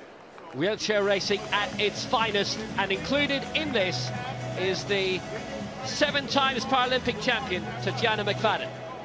Back on the track, it's time for the heats of the women's 1500 metres T54. So Tatjana McFadden, certainly the favourite in this. 7 Paralympic, 12 world titles altogether. But out wide, it is Zhao Hongjiang, who's the defending champion when McFadden wasn't there in Doha 2 years ago. Diane Roy of Canada will go from lane 7. Another Chinese athlete inside. Gold medalist in the marathon at the Paralympics last year, Zhao Li Hong. Also the world champion over 5,000 metres from 2 years ago. Angie Ballard of Australia. In 2015, she broke a 6-year world record in the T53 400. She's been around for quite a while, and she'll be looking for a decent performance here. Switzerland's Patricia Keller inside in lane 4, and Tatjana McFadden in lane 3. Talked about blood clots before the Tokyo Marathon this year, really hampering what she's been doing. So she'll go in the 2, the 4, the 8, and of course this, the 1500 metres at these championships. Annika Zien of Germany Yeah, this is a new lane face. 2. She's actually coming across from wheelchair basketball. There we go. And Amanda McGrory, bronze last year in the marathon, the second of the Americans, and silver medalist also in the Paralympics in this event. So 3 3/4 laps. That lady there, Tatiana McFadden, who struggled with injury and talked about it in a pre-championships press conference. In 4 events, this is the first. The first 3 will automatically qualify in this heat, and the next 4 fastest advance through to the final. And they're away at the first time of asking. It's Zhao Hongzhan, who got away quickly out wide, the gold medalist from 2 years ago. But we can see out in front there, the lady we're all expecting to win this one, Tatiana McFadden. She's got away very quickly indeed through that first 150 metres, and she brings them around into the home straight with Zhao and the other Chinese athlete in this race, Li Hong, also in 2nd and 3rd position. 3 laps to go. Tatiana McFadden going out in front early and wanting to stay there. Zhu Hongzhuan, Zhu Li Hong for China up with her. Zhu taking a turn at the front. Angie Ballard in 4th place. McFadden slipping back, but don't worry, she'll be at the front before you know it. Amanda McGrory coming up in the inside as well. Bronze in the marathon and the 5, silver in the 1500 metres in Rio last year, where McFadden won the 4, the 8, the 15 and the 6. There were 3 events she didn't win. There was disqualification in the 4x4, kicked in the marathon and in the 100 metres. Going for 4 gold medals here. Zhao Li Hong, Zhu Hongzhuan leading the way for China at the moment. But McFadden, you'll see on the outside, hasn't gone away. She stayed up in 5th place. McGrory looking to make a little bit of a move on the inside, the 2006 800 metres world champion, who won Paralympic gold, or only Paralympic gold in the 5,000 metres in Beijing. It's Zhou who leads, 2 laps to go. Yeah, the Chinese athletes normally working very well together, but at the moment it's Zhu Li Hong who dropped off the back. So out in front, Zhu Hongzhan, the gold medalist from 2 years ago, out in front by around 5 metres. Angie Ballard of Australia in 2nd position, and then they're all bunched there with Tatiana McFadden, who now makes a move past Ballard on the outside into 2nd position. She's really let loose there, and they've moved out now into 2nd position. They're chasing down Zhu Hongzhan, who's out in front as McFadden comes around the outside. I think Zhu has just realised here comes the express in Tatiana McFadden, with around 100 metres to go on this lap as they move down the home straight. So it's McFadden who's out in front. It's also there, it's Tatiana McFadden who's there in 2nd position. And the Chinese athletes, well, they're both of them, they're working together. Zhu out there also with Zhao Li Hong as they take the bell for the final lap. McGrory and McFadden at the bell, made the move in unison well. USA 1 and 2, China 3 and 4, Zhao Hongzhuan in 3rd, Zhu Li Hong in 4th, McFadden coming on the outside. Alongside her teammate McGrory is the top 3 who go through, remember. And McFadden makes the big move up into the lead now with McGrory just behind her. Zhao and Zhu are 3rd and 4th. Angie Ballard has moved up into 5th. There's quite a gap between the top 5 and the rest. Ballard in a very good position. Silver in the 4x4 in Rio, bronze in the 1 and the 4. She's the reigning world champion over 2 and 4. She's a T53 as well, Ballard, don't forget that. So it's McFadden on the inside, McGrory on the outside. They'll go through, and then the 2 Chinese, Zhu and Zhao, 3rd and 4th, Ballard in 5th. So McFadden wins it 3:28.31, just outside her championship record. She didn't go 100% full tilt in that. She's still got a lot in the tank. McFadden wins it, McGrory in 2nd. Zhao in 3rd with a lifetime best, and Zhu in 4th. We'll have to wait and see if she's the fastest loser. But job well done, Tatiana McFadden, almost routine. Yes, she did it again. But she's so experienced, had so many championships under her belt, won so many medals along the way, races in so many different distances. It's amazing how she can do that, go out and race literally every day. It's the season's best. She has had blood clot trouble. It's affected her season. She didn't compete in Doha because it clashed with a few major marathons. 6 gold medals in Lyon in 2013. competed in everything except the marathon, and it was hot there, so probably just as well. McFadden wins 3:28.31. McGrory in second for the United States, and Zhu Hongzuan third for China. They all progress.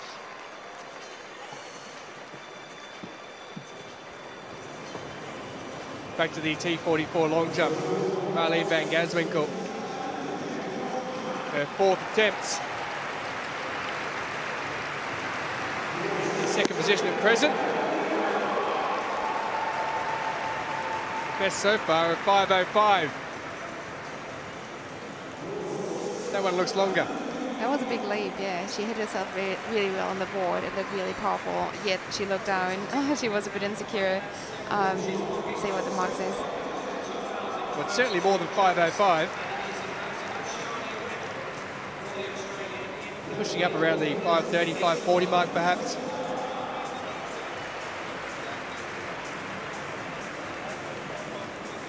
She takes in instructions. 5:29. So 29 centimetres improvement on her third jump. It's a big improvement. She has more to come, definitely. It's sometimes hard to say what she's able to do. Sometimes jumps really, really fast, sometimes just doesn't find her competition. Well, Japan's Saki Takakura in fourth position, fifth last year at the Paralympics, looking to improve on that and get up into the medal positions. What can she do with the jump number 4?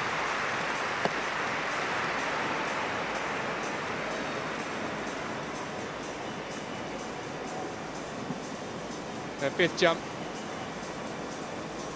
Best so far of 4:80 in her third. And that isn't going to be better.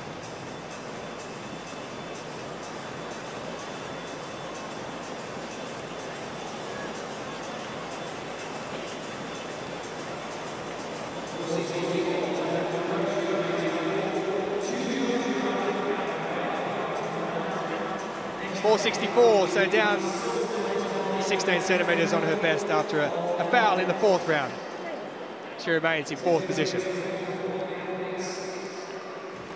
Marleen van Ganswinkel, she's second. This is her fifth attempt.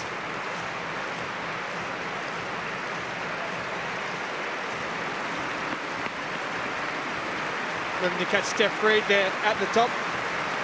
Here's the Dutch jumper. That was another good attempt. I don't think it's going to better the mark she just did before. You saw Hurst looking down, still a bit insecure about her run-up. They must have some issues with the wind. It seems like they all are struggling a bit to hit themselves right on the board.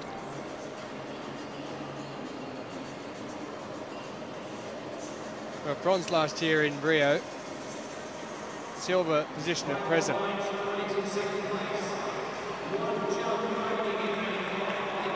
Doesn't improve, 5:09 with one jump remaining. Marleen van Ganswinkel in the silver medal position. And this is the person that everyone's been coming to see here at this stadium this morning. Steph Fried, a huge round of applause when she first took to the track for her opening jump.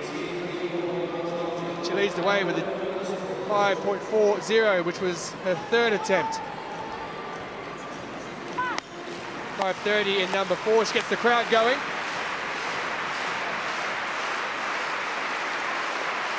The championship record is 5:74 by Lefebvre from 2 years ago. That won't improve.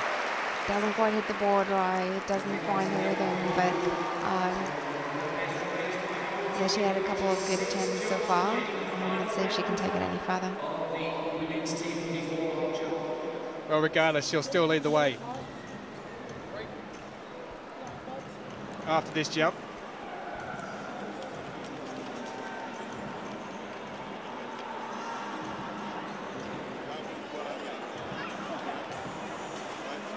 Steph Fried, her fifth jump of 5.14, she remains in first position and the gold medal position with one jump remaining.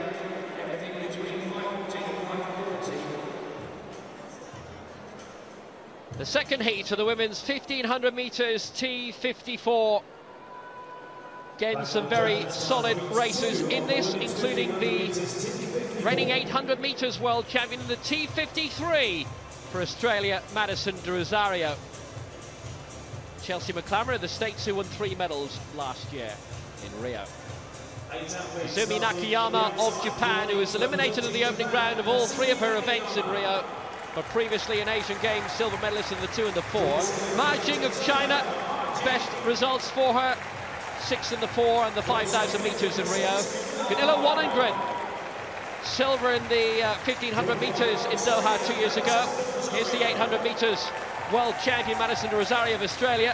First major championship from Mauritius, Marie-Emmanuelle Alphonse. The United States, silver in the 4 and the 5 in Rio, bronze in the 15, Chelsea McClammer.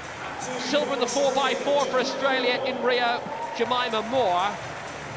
And the great Manuela Schär of Switzerland, the world champion in the marathon in 2013 in Lyon. Gold in the 4 and the 8 as well in the Europeans in Swansea 2014. Last time she raced in a championship in Britain. Again, the top 3 to go through.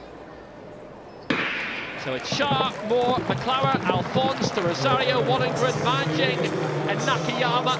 Very good, strong field with Tatjana McFadden sidestepping Doha 2 years ago. It opened the door for lots of talented athletes to come through and really make their mark. Bit of a move coming from Ma Jing very early on the outside. Tucking in on the inside, Chelsea McClammer for the United States. Rosario and Jemima Moore heading towards the back for Australia, but won't worry about that straight away. Manuela Schär of Switzerland using all her experience to get to the front. She's 32 now. Take a little side step with 3 laps to go. So Manuela Schär out in front. The Chinese athlete Ma Jing now comes up on the inside, as does Chelsea McClammer as well. So McClammer moves into 2nd place, and Jemima Moore now moves into 3rd. Manuela Schär back into 4th place, just gauging her run as she goes through, as Madison de Rosario moves up there, but out in front, moving away now on the outside is Ma Jing, and moves to the outside to let Chelsea McClammer come through. Just taking a bit of a rest out there is Ma Jing. Manuela Schär there, just keeping up pace there in 4th position with the Australian contingent of Madison de Rosario and Jemima Moore, also there or thereabouts. They're all quite bunched together at present, but it is Chelsea McClammer of the US who leads the way, and Madison de Rosario in 2nd position, with Ma Jing also there on 4th place, just dropping back a little bit now as they cross with 2 laps remaining.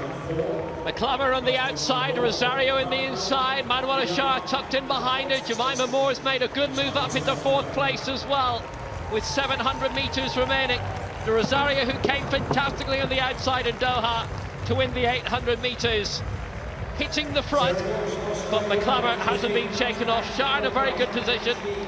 Ma Jing allowed herself to slip back, but you'll see on the outside she's come up into 4th place. Jemima Moore slipped back a little bit by this stage in 5th. De Rosario taking up all the work herself at the front at the moment, then she'll move aside as we come towards the bell.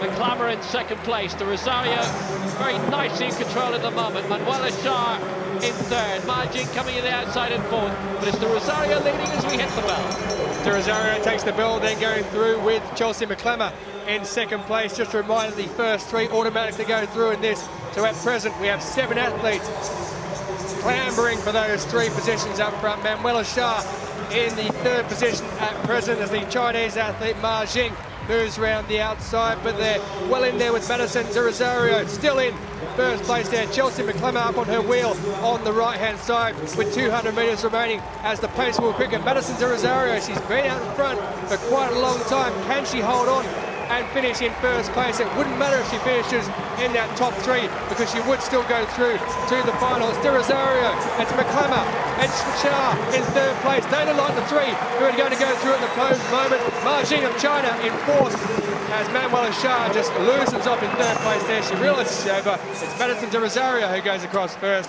Chelsea McClammer of the USA in 2nd position, and Manuela Schär of Switzerland goes through in 3rd position. They are the 3 who qualify automatically for the final. The interesting thing to see was that McClammer was beginning to go strong on the outside, wanted to get the victory, and then De Rosario just increased it another 10% or so, gets the win. Nice psychological advantage over the American McClammer as we go into the final. So De Rosario on the inside, the Australian. Kelsey McClammer in lane 2, and on the outside there in lane 3, Manuela Shah. De Rosario did a little work there in the last 800 metres of that race. Early on there, it was the Chinese athlete Ma Jing who went out with the McClammer for the first couple, but in the end, it's De Rosario. As everyone looks down on what happened. There's confirmation. De Rosario in first place, 3:27.37. McClammer in second. Manuela Shah automatically qualifying in third. Ma Jing with a season's best, also qualifying as one of the fastest losers in fourth, and Jemima Moore making it 2 Australians through from this race to the final.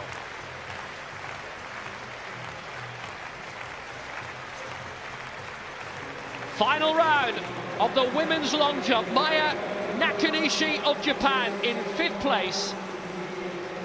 4:65. Sarah Walsh and Takakua above her. But that's a solid effort. Will need to be around 5 meters to reach the medals. I think she's happy with that one. I think she knows this is probably going to be the medal. She was well and truly under what she was capable of with a personal best of 5 meters and 50 some. Yeah, I think this is the 5 meter mark. This is the bronze medal. Maya Nakanishi gliding out. She's never won a major championship medal before.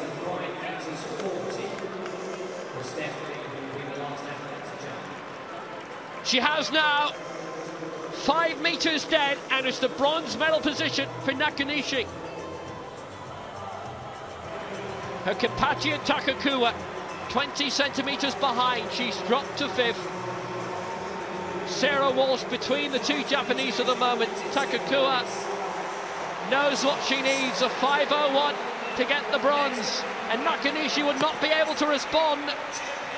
But I think she's broken the plasticine. I think that's going to be a red flag. And it is. So Van Ganser-Winkel of the Netherlands. 5:29 her best. 5:40 the lead for Steph Reed. Now or never for Van Ganser-Winkel. Is it good enough? She's given that a lot. But there's no celebration. Yeah, it was another good attempt. I think it's going to be pretty tight. Probably be in and around the same distance again, what she did before. Probably not going to be enough for the gold. Silver for her in Doha. Chatting to the Dutch photographers. Van Ganser-Winkel. Good consistent jumping in this. 5:22. It won't do it for her. It's silver for the Netherlands for Marleen Van Ganser-Winkel. And that means it's gold for Great Britain. And Steph Reed with a 5:40 in the 3rd round. Her final attempt. The London Olympic Stadium in thrall of her. She's come of age, previously a European champion. Steph Reed, a world champion now. That is going to be her very first gold medal on an international level.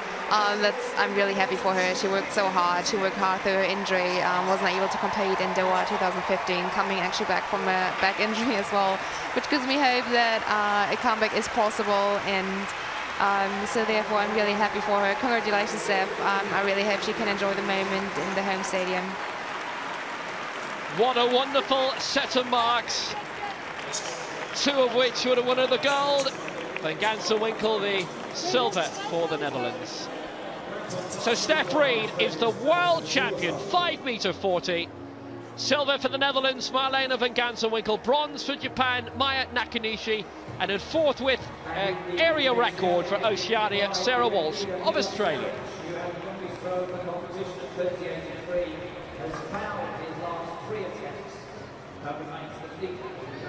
Confirmation then of the qualifiers for the 1500 metres T54 women's final. Madison De Rosario of Australia through with Jemima Moore. Angie Ballard making it 3 in the final. She goes through as one of the fastest qualifiers. And Tatiana McFadden of the USA also through.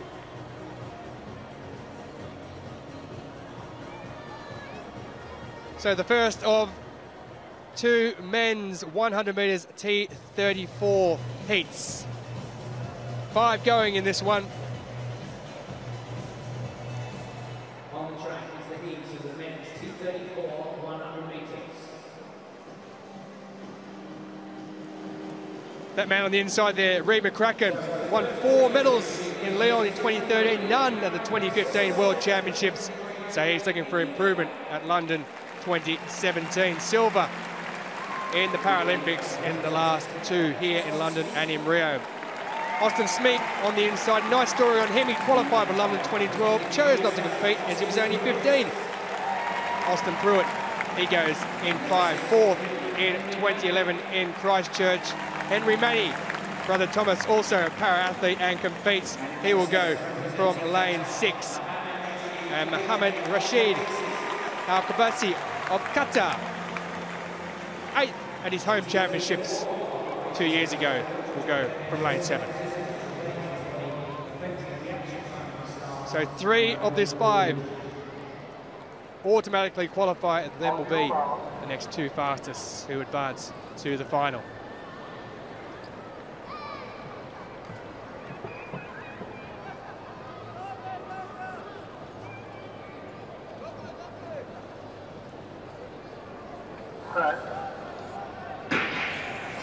They get away the first time off asking, and Reid McCracken, he got away quickly enough there and then just stuttered after about 5 or 10 metres, but he's found this space now. Austin Smeek on the inside for him from Canada, and then coming through out wider from him, it is Manny of Finland who takes 3rd position, but it is a new championship record of 15.60 for Reid McCracken. I mentioned he didn't do too well in Doha 2 years ago. Well, he's certainly doing well here already. He's broken a championship record for the men's 100 metres T34, 15.60 for the Australian, going through in 1st place. Austin Smeek, he was 6th last year at the Paralympics. He goes through in 2nd with a decent enough time of him for 15.88.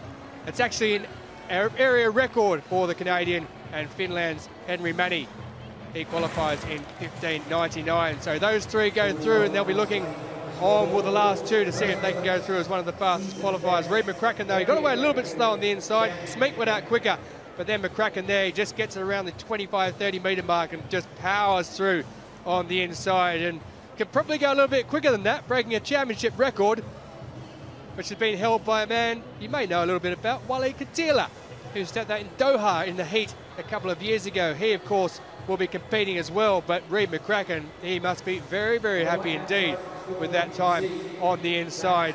Austin Smeek took off very, very smartly indeed, and out there further, you saw Henry Manny, who comes through in 3rd position, but it's all about that man there in front, Reid McCracken in the green and gold of Australia, who takes 1st position in this opening heat with a championship record of 15.60. An area record for Austin Smeek of Canada in 2nd position in 15.88, and Henry Manny of Finland goes through in 15.99 as the 3rd automatic qualifier.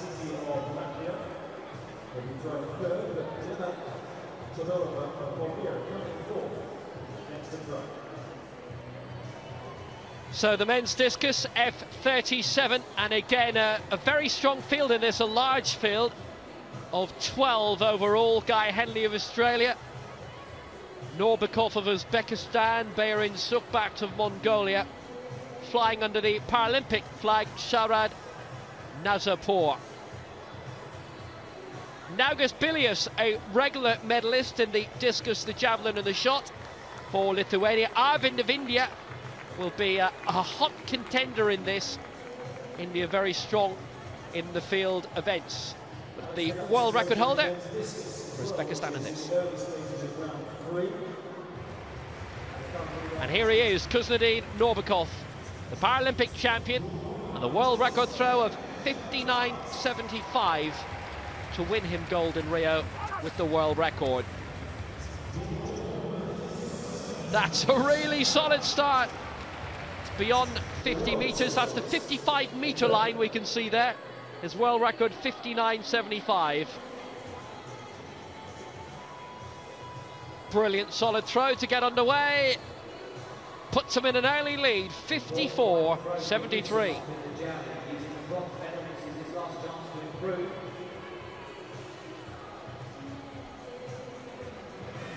For Iran,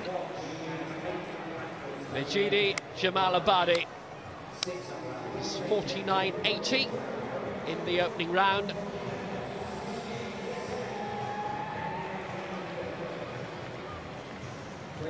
Mohsen Majidi Jamalabadi. Bronze in the discus of the Asian Games in Incheon 3 years ago. That's beyond 50, certainly. It's his first global championship, 28-year-old.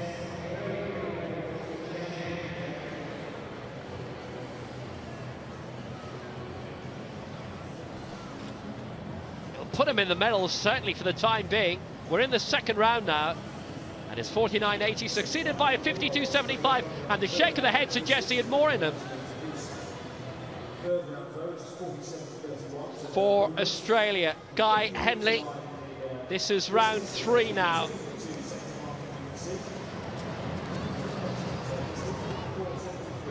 And again, very good effort, just shy of 50 this time. Henley, who finished 4th in the discus in Rio at the Paralympic Games. Silver medalist in Doha at the last Worlds 2 years ago, and bronze in Lyon 2 years before that. Based in Blacktown, New South Wales. Goes into the bronze medal position, 49.28 in the opening round, and that was 47.31.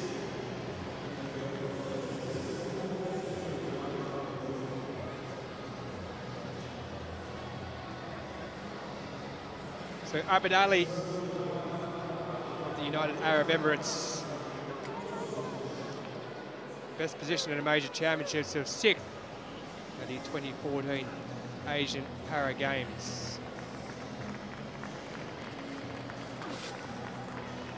His 3rd attempt.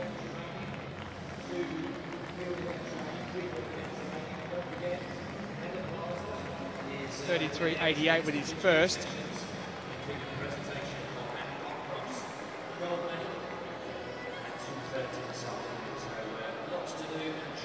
Similar mark with that one, thereabouts. Around the mid-30s, 33.99. So he remains at the bottom of the rankings in 12th position. So Mohammed Ramadan, in his 3rd attempt, PB. Earlier on, with his opener, 49.21, that was followed by 46.75 for this here. Isn't quite up to the mark.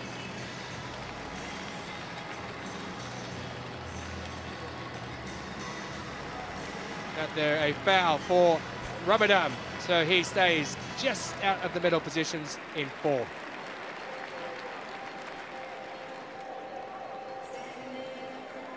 The second heat of the men's 100 metres T34 features the great Tunisian Walid Khatila. He's won 8 gold medals at the last 2 World Championships.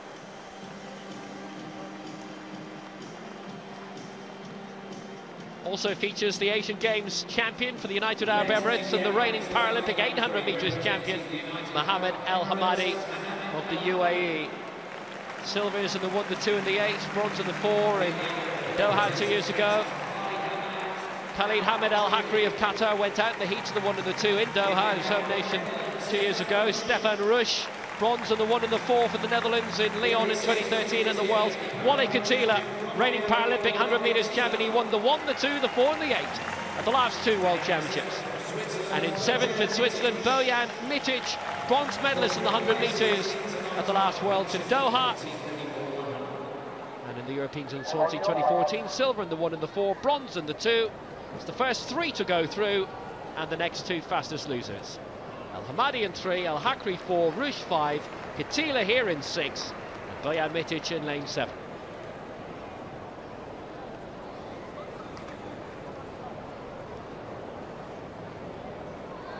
unbeatable for a long time, Wally Katila in this, but silver in the 8 behind Al Hamadi in Rio. But this, a lot more is to make. So away they go, the first time of asking the T34, and Wally Katila's the man way out in front straight away.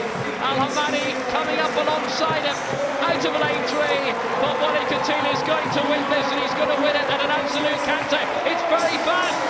He smashed the championship record set just a few moments ago. 15.16 with Al Hamadi in second place. That sets the standard by a long way, and it's been rounded down to 15.15. Wally Katila out on track on the first morning. Al Hamadi second, Mitic third, and that's the way to do it. Yeah, well, truly, I think that was a big confidence gainer for him earlier this season. Reid McCracken could take the world record off him in a meet where he full started, so he couldn't even compete against him back then. I think we're going to see a really, really exciting race tomorrow. T34, the most powerful wheelchair category, the coordination impairment. Good speed by Katila, and he's not that far off Reid McCracken's world record that was set at the Arvin Grand Prix at the end of May. He's got that in his sights, certainly in the final, and another gold. Away he goes. But once they get going in the T34s, they stay going. The T54s have a lot of power and upper body strength. The 34s obviously have the coordination impairment to deal with cerebral palsy among the conditions catered for in the 30s. Super athlete in a class of his own when it comes to the T34s. Excellent wheelchair racer. This is Hannah Cockcroft's category over in the women. Wally Katila showing he's the man to beat. But McCracken's gone very, very fast this year. It'll be a good final. Still Serbia ahead of Egypt and Bulgaria. So championship record for Wally Katila, 15.15 seconds. Al Hamadi in second place, Bayer Mitic in third, with Stefan Rush also going through as the fastest loser. Tonight's final in that T34 men's 100 metres should be a really cracking race. So let's move back to the discus in the third round. Bilius of Lithuania in 5th position with the best so far of 46.49 at second round. Foul.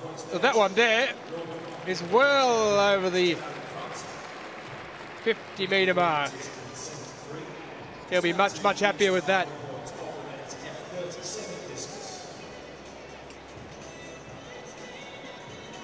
Silver in this event last year in Rio. He was out of the medals a moment ago. Where is he now? Well, he's into the bronze medal position. 51.23 leaves him third. For Poland, Bratkovic, our leader.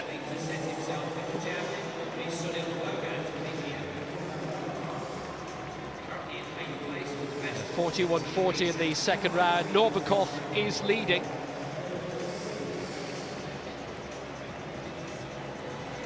He's actually down in 10th place. You're missing the 0 from his placing. No throw in the opening round. And Blatkovic there, 10th, 41.16 for the pole.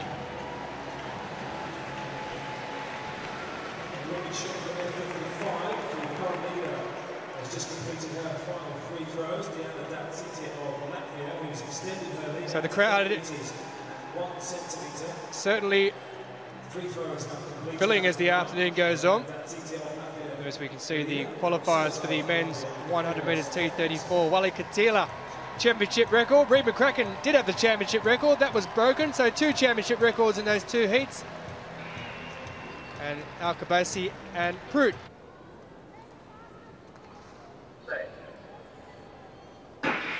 And here's Samuel Fernandez who gets comes away very quickly indeed.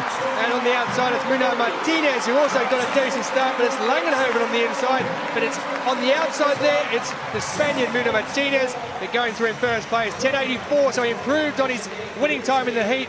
Didn't get to his championship record by 7/100ths of a second. He's outside of that, but it was a comfortable enough victory for Lenia Savon-Pineda. There it is, 10.83. Really easy indeed in the end. He got away to a very quick start indeed. And after the first 15 or 20 metres, there was no doubting as to who was going to win this race. That man there going through in second will be looking to get one of the fastest qualifying positions, Juan Muno Martinez. But this race was all about, look at that there from Savon-Pineda. He comes up a little bit quickly, but he certainly got into his stride. Langenhoven on the inside there put together a decent middle 30 metres, but he couldn't just hold on. But Savon-Pineda, certainly an outstanding performance. Yeah, there's certainly different starting strategies, and he's one of those like getting up quite fast and get in the proper running position fastly. So he's benefiting in the longer part of the race. He's not the quickest starter, but sets himself up very well for the back end of the race. Well, there is that fluent style, heading straight towards the camera and straight towards a winning time in this semi-final. And he'll be featuring in the men's 100 metres T12 final. Winner of his heat, winner of his semi-final, defending champion over the 1 and 2. Confirmation then, 10.83 for Lenia Savon-Pineda of Cuba.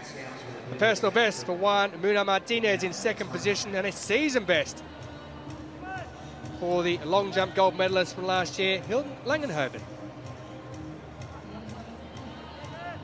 Round 4 of the men's discus F37 for India, Arvind. It's just a little bit shy of the 45-metre mark. Arvind's best so far though, 44.92. He's about 6 metres outside the medals, with Bilius in the bronze medal position at the moment, 51.23. Jamalvadi of Iran in second, and Novikov of Uzbekistan is leading. Arvind needs a bit more, being 41.60. Diana Dadzite of Latvia in the women's F55 shot put. A regular champion, and she looks in champion form here. That is bang on the 8-metre mark.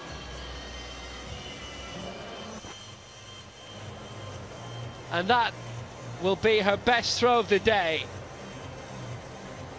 Everything else has been shy of that to date, and they've given her an extra centimetre. She's in the gold medal position for Mao, Diana Dadzite of Latvia.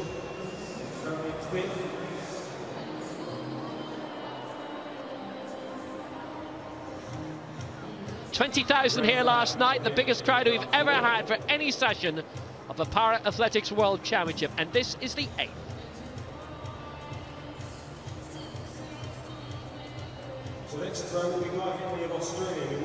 So Ramadan in round 5 of the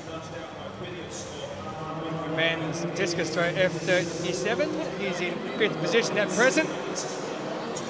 He's fallen there, so that won't be a legal throw. Wouldn't have mattered anyway because it went outside the markings. Guy Henley of Australia in 4th position, 49.28. 4th in Rio last year, he's 4th here at the moment as well. But that there, up around the 50-metre mark. Pumps the chest out, walks out. Legal from there.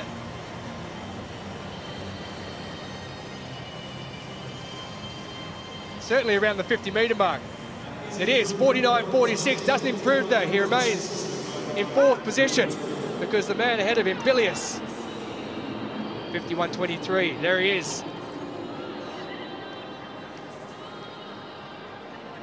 With his 4th throw.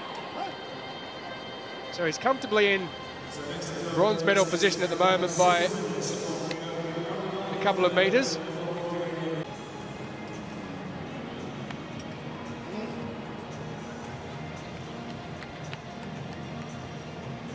Marshall Al-Mabadi.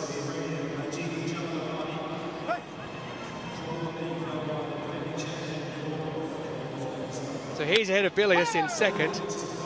Norbakov is in first position, 54.73, so just under 2 meters here. He wants to get up into the gold medal spot.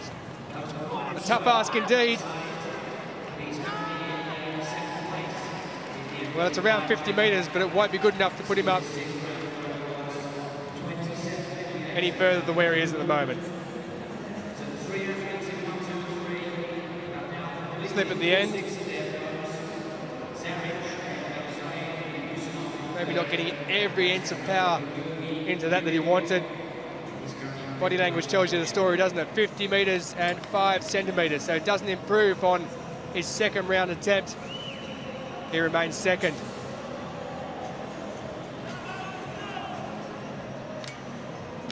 Here is the man with the world record set last year, Kuznedin Norbakov of Uzbekistan.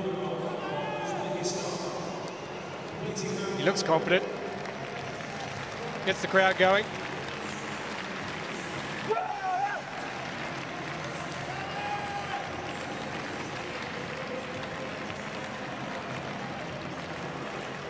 Plenty of kids in attendance today cheering him on.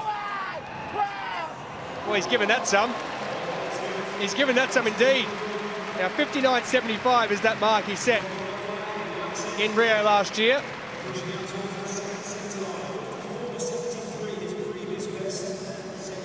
.54.73 is what he has so far. The championship record set by Zapniak of Ukraine in 2013 is 55.71. It doesn't get there, it's 54.09. So similar to his first one, but not quite. Second semi-final of the men's 100 metres T12 medium visual impairment. And the 7 times major medalist, and Ndomsi Jonathan Intutu goes in this for South Africa. Madi Afri of Morocco too, another major championship medalist. So lane 1 for Uzbekistan, 21 years old, Manzur Abdi Rashidov, bronze in the 4x1 for them in Rio, which was some result. They won silver in Doha as well in 2015. A heat winner, 19-year-old Brazilian, first major championship, Junior Barrios Ferreira.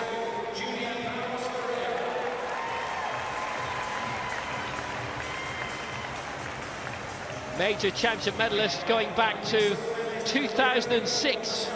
Assen and the World Championships there for South Africa. And Ndomsi Intutu, silver in the 100 metres in Rio at the Paralympic Games. And for Morocco, in lane 7, silver in the 400 metres at the Rio Paralympic Games, bronze in the 200 from Casablanca, Madi Afri. Guides are optional in this. Nobody's taken that option here. So only the winner to go through, and the next 2 fastest losers across the 2 semi-finals. Abdi Rashidov in 1, Junior Barrios Ferreira in 3, and Tutu in 5, and Madi Afri of Morocco in lane 7.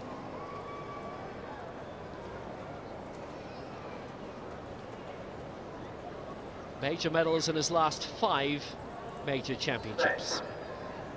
And away they go, first time, good start in Tutu, good start Junior Barrios Ferreira, but now in Tutu coming into his own, he's going to win this, it'll be a good time, 11.01, Afri coming up strong from Morocco, out of lane 7, Junior Barrios Ferreira was the main company for Tutu for most of that, season's best 11.01, with Junior Barrios Ferreira in second place, PB for Madi Afri in third, and then Tutu gearing up very well. He's probably going to be the one trying to beat the man who's Pineda from the first semi-final. We're going to say an exciting final, yet South African and Tutu probably has to do his best to actually beat the man. Excellent start by Junior Barrios Ferreira there, but then Tutu matched it And the remainder of the 100 metres, not bad either for the South African. Silver in Rio in this, gearing up well for one step better. Lena Savan-Pineda got the better of him in the last World and Paralympic final. Finished last in the World Championship final in Doha 2 years ago, but had a few problems in that race. No real problem here in this semi-final. Eyes on the clock all the way. Not under any major duress either. The season's best had been 11:05. This 11:01, and his personal best is 10:99. Close to his limit up to this point. Well, what an excellent start it was by the Brazilian Junior Barros Ferreira in lane 3, but couldn't quite get into his stride. Afri and Agirashidov recovered quite a bit in the first third of the race. Junior Barros Ferreira recovered better in the final third, but in 2-2 gets the win. 11:01 the winning time, season's best for Ndorumsi. In 2-2 he goes through along with Fabrizio Junior Barros Ferreira.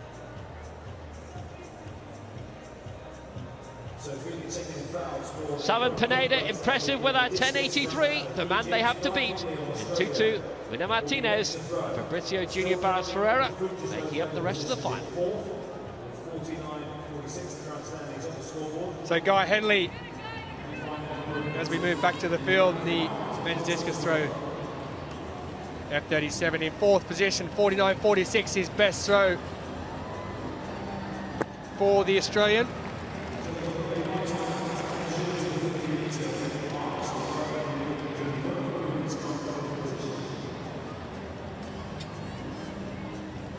Just about keeps himself inside the circle.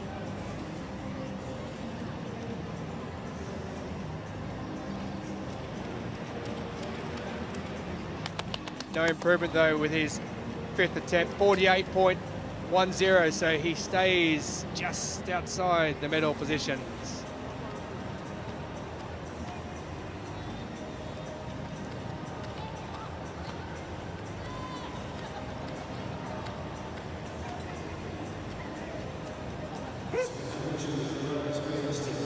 Vendagas Bilius of Lithuania.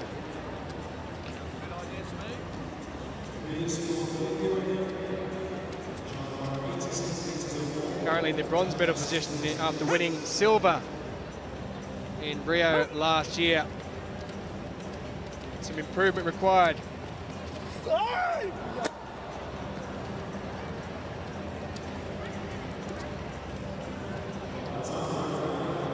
And that is an improvement, as you can see. He's only just picked it up on the edge of the grass, didn't quite release it as he'd have liked. So that was simple enough to retrieve. Foul number 2 for the big Lithuanian.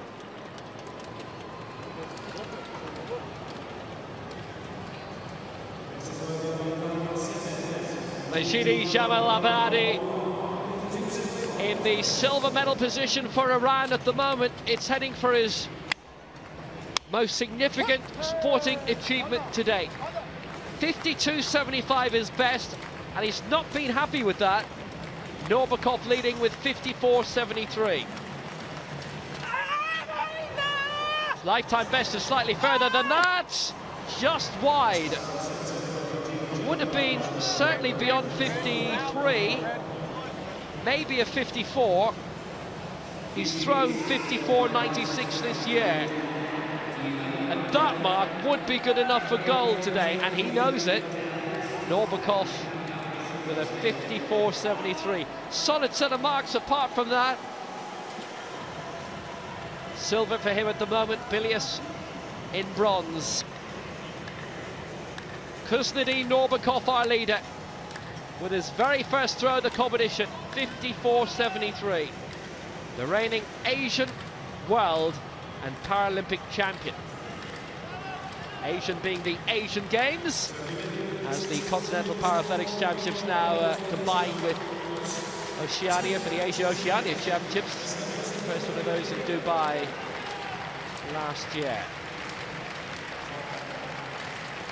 So Norbakov, can he get beyond that 55-metre line? Bit short. Consistency's been good. No step out of the circle, you'll note.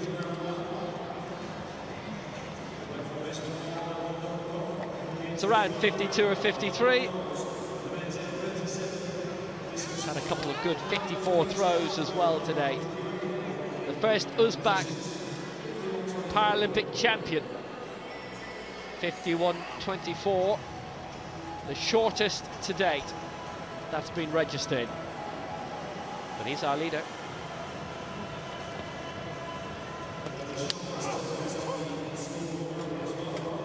So the final round about to commence. This is Ronnie Jensen of Denmark. 44.78 his best.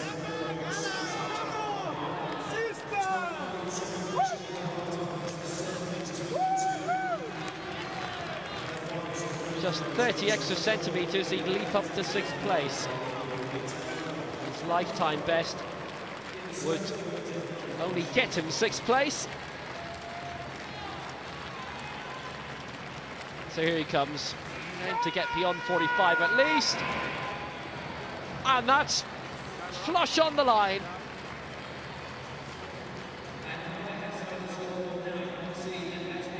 Only 14 centimetres between Arvid in 7th place and he. So he should go up at least one position.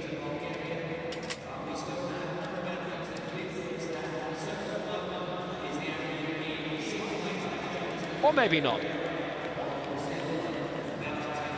44.81.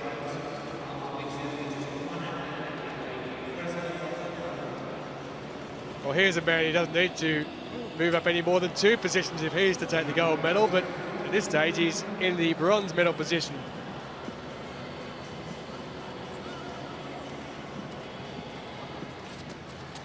Donats Dindis. That hasn't gone anywhere either.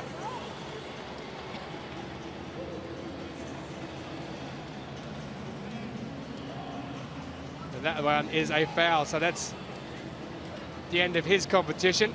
And he remains in 6th. His compatriot Billy is up there in 3rd position with a more than good chance next to him there of picking up the bronze medal. Dundas realised that wasn't his greatest effort. Here's Arvind of India. He's got even more improvement. He's currently in 7th.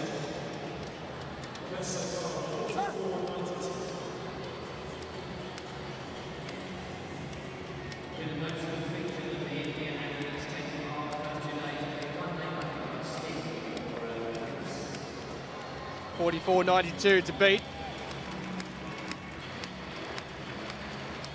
That won't do the job.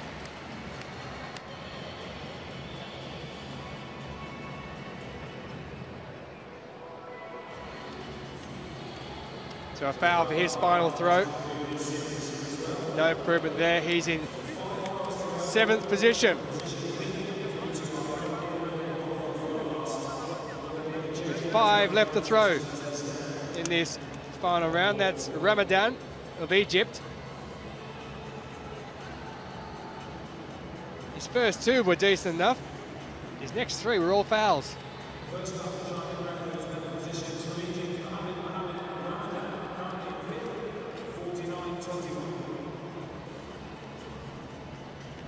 So he's 5th here, season best of 49.21.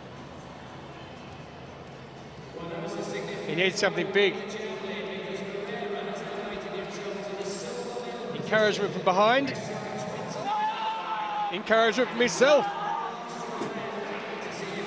But sadly, it's gone straight over Wisby the Bee there, who's the mascot for these championships, and out of the field. So he'll finish with a foul as well. So 3 fouls in a row we've seen here from the men in the discus throw F37, and this is a 4th in a row for Ramadan to finish. So after 2 decent throws to start with, 4 fouls to finish. Guy Henley.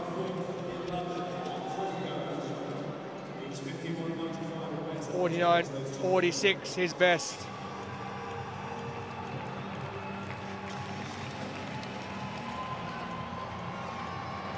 Well, after seeing a few fouls, we've seen a decent enough one. That's well over the 50-metre mark. So Guy Henley, he might just not be going up one position here, he might be going up a couple.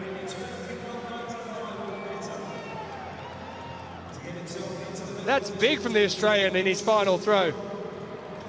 53.59, it lifts him up into the silver medal position, so what a way to finish. That is incredible. A season best, his final throw at the World Championships, and he's now up into the silver medal position. So the pressure now becomes on this man, Bilius, who's now into 4th position. The European champion has dropped out of the medals. Won silver in Rio at the Paralympic Games. 51.95 is best. Needs another 80 centimetres to get back into the medals. He needs to produce his best here. It looks just marginally beyond 50. 53.50 lifetime thrower. Needed something like that here.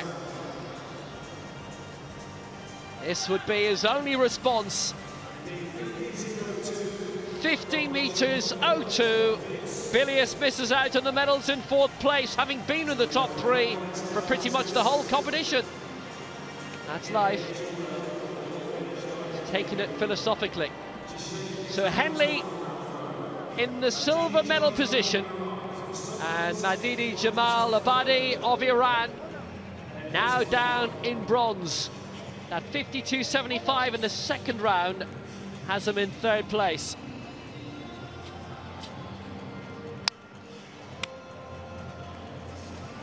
But he's still in good gold medal contention. His season's best would be good enough to win this competition. Needs to get it out towards 55.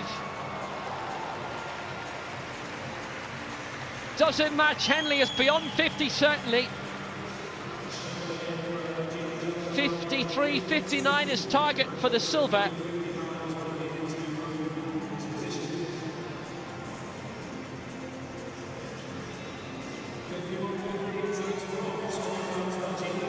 And Majid Jamal Abadi, 51.50. It is bronze for him for Iran. Guy Henley has got the silver for Australia. And it's gold for Uzbekistan and Kuznedin Norbakov. His very first throw has won it for him. There was quite a bit of peril. It's great to see so many spectators have stayed in for the end of this final competition and the opening morning session. Norbakov, our champion. Can he round off with something spectacular? He is the world record holder. Needed to break the world record to win gold in Rio. Just shy of 55, it might still be his best throw of the day. He's the 2-in-a-row world champion now. The Asian Games and Paralympic champion too. Life's well for Kuznedin Norbakov.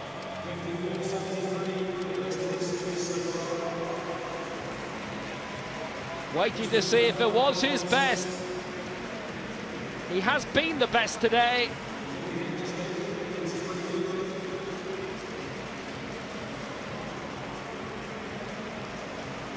$54.73 in round 1. 54.09 also. That looked a solid 54-metre effort. Even if it never comes up, he's still the champion.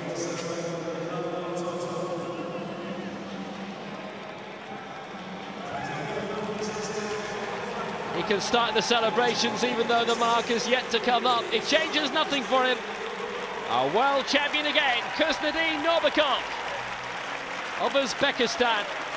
And I remember his celebrations actually in Rio because he hopped up in the advertising hoarding. There was enough width for him to run up and down it with the flag.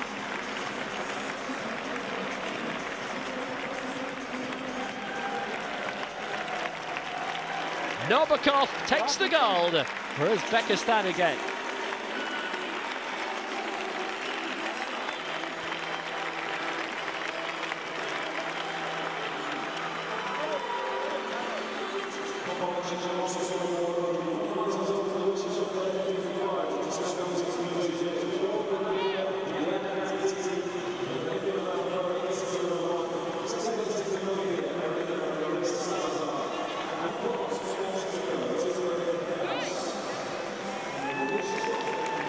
He was the man they all had to dethrone. Norbakov with the gold. Guy Henley's final throw, superb. 53-59 to win him the silver medal. Just as he did in Doha, the last World Championships at the end of 2015. Well, there's the situation in the final action of the day. As we mentioned, at 55, one competitor still throwing, and he is the athlete. Bronze for Iran. Majidi Jamal Abadi. 52.75 in round 2, and you can note a bit of disappointment from him throughout the competition because he felt he could throw further and put this man Norbakov under further pressure. But he's a very happy champion.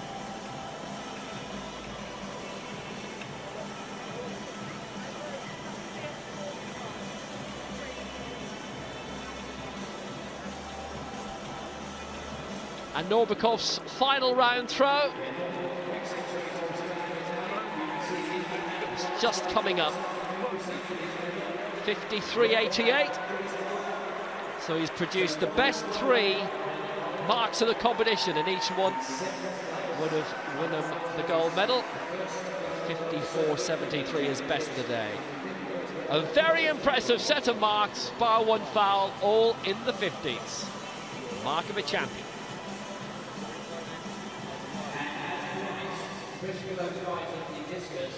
So gold for Uzbekistan, Kuznedin Norbakov, 54.73. Silver for Australia for Guy Henley, and bronze for Iran and Mahmoud Majidi Jamalabadi. European champion Biliusin 4th.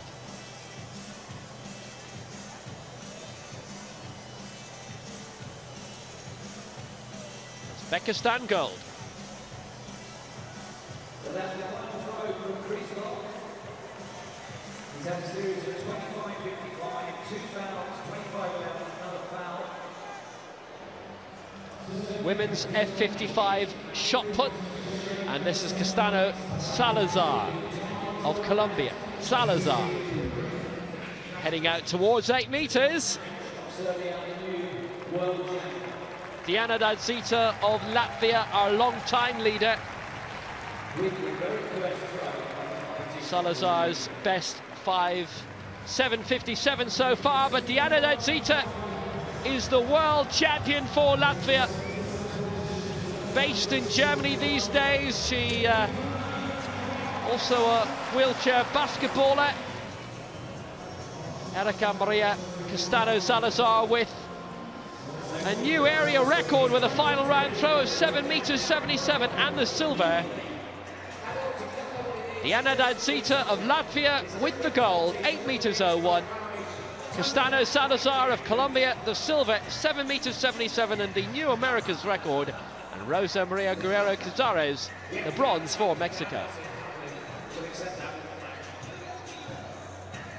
Who's next?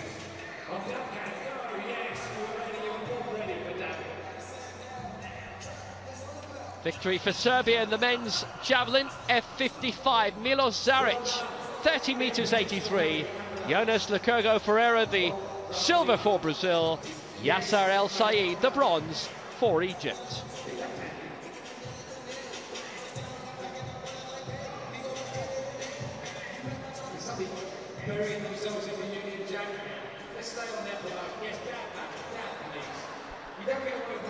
Another excellent morning, very, very well attended.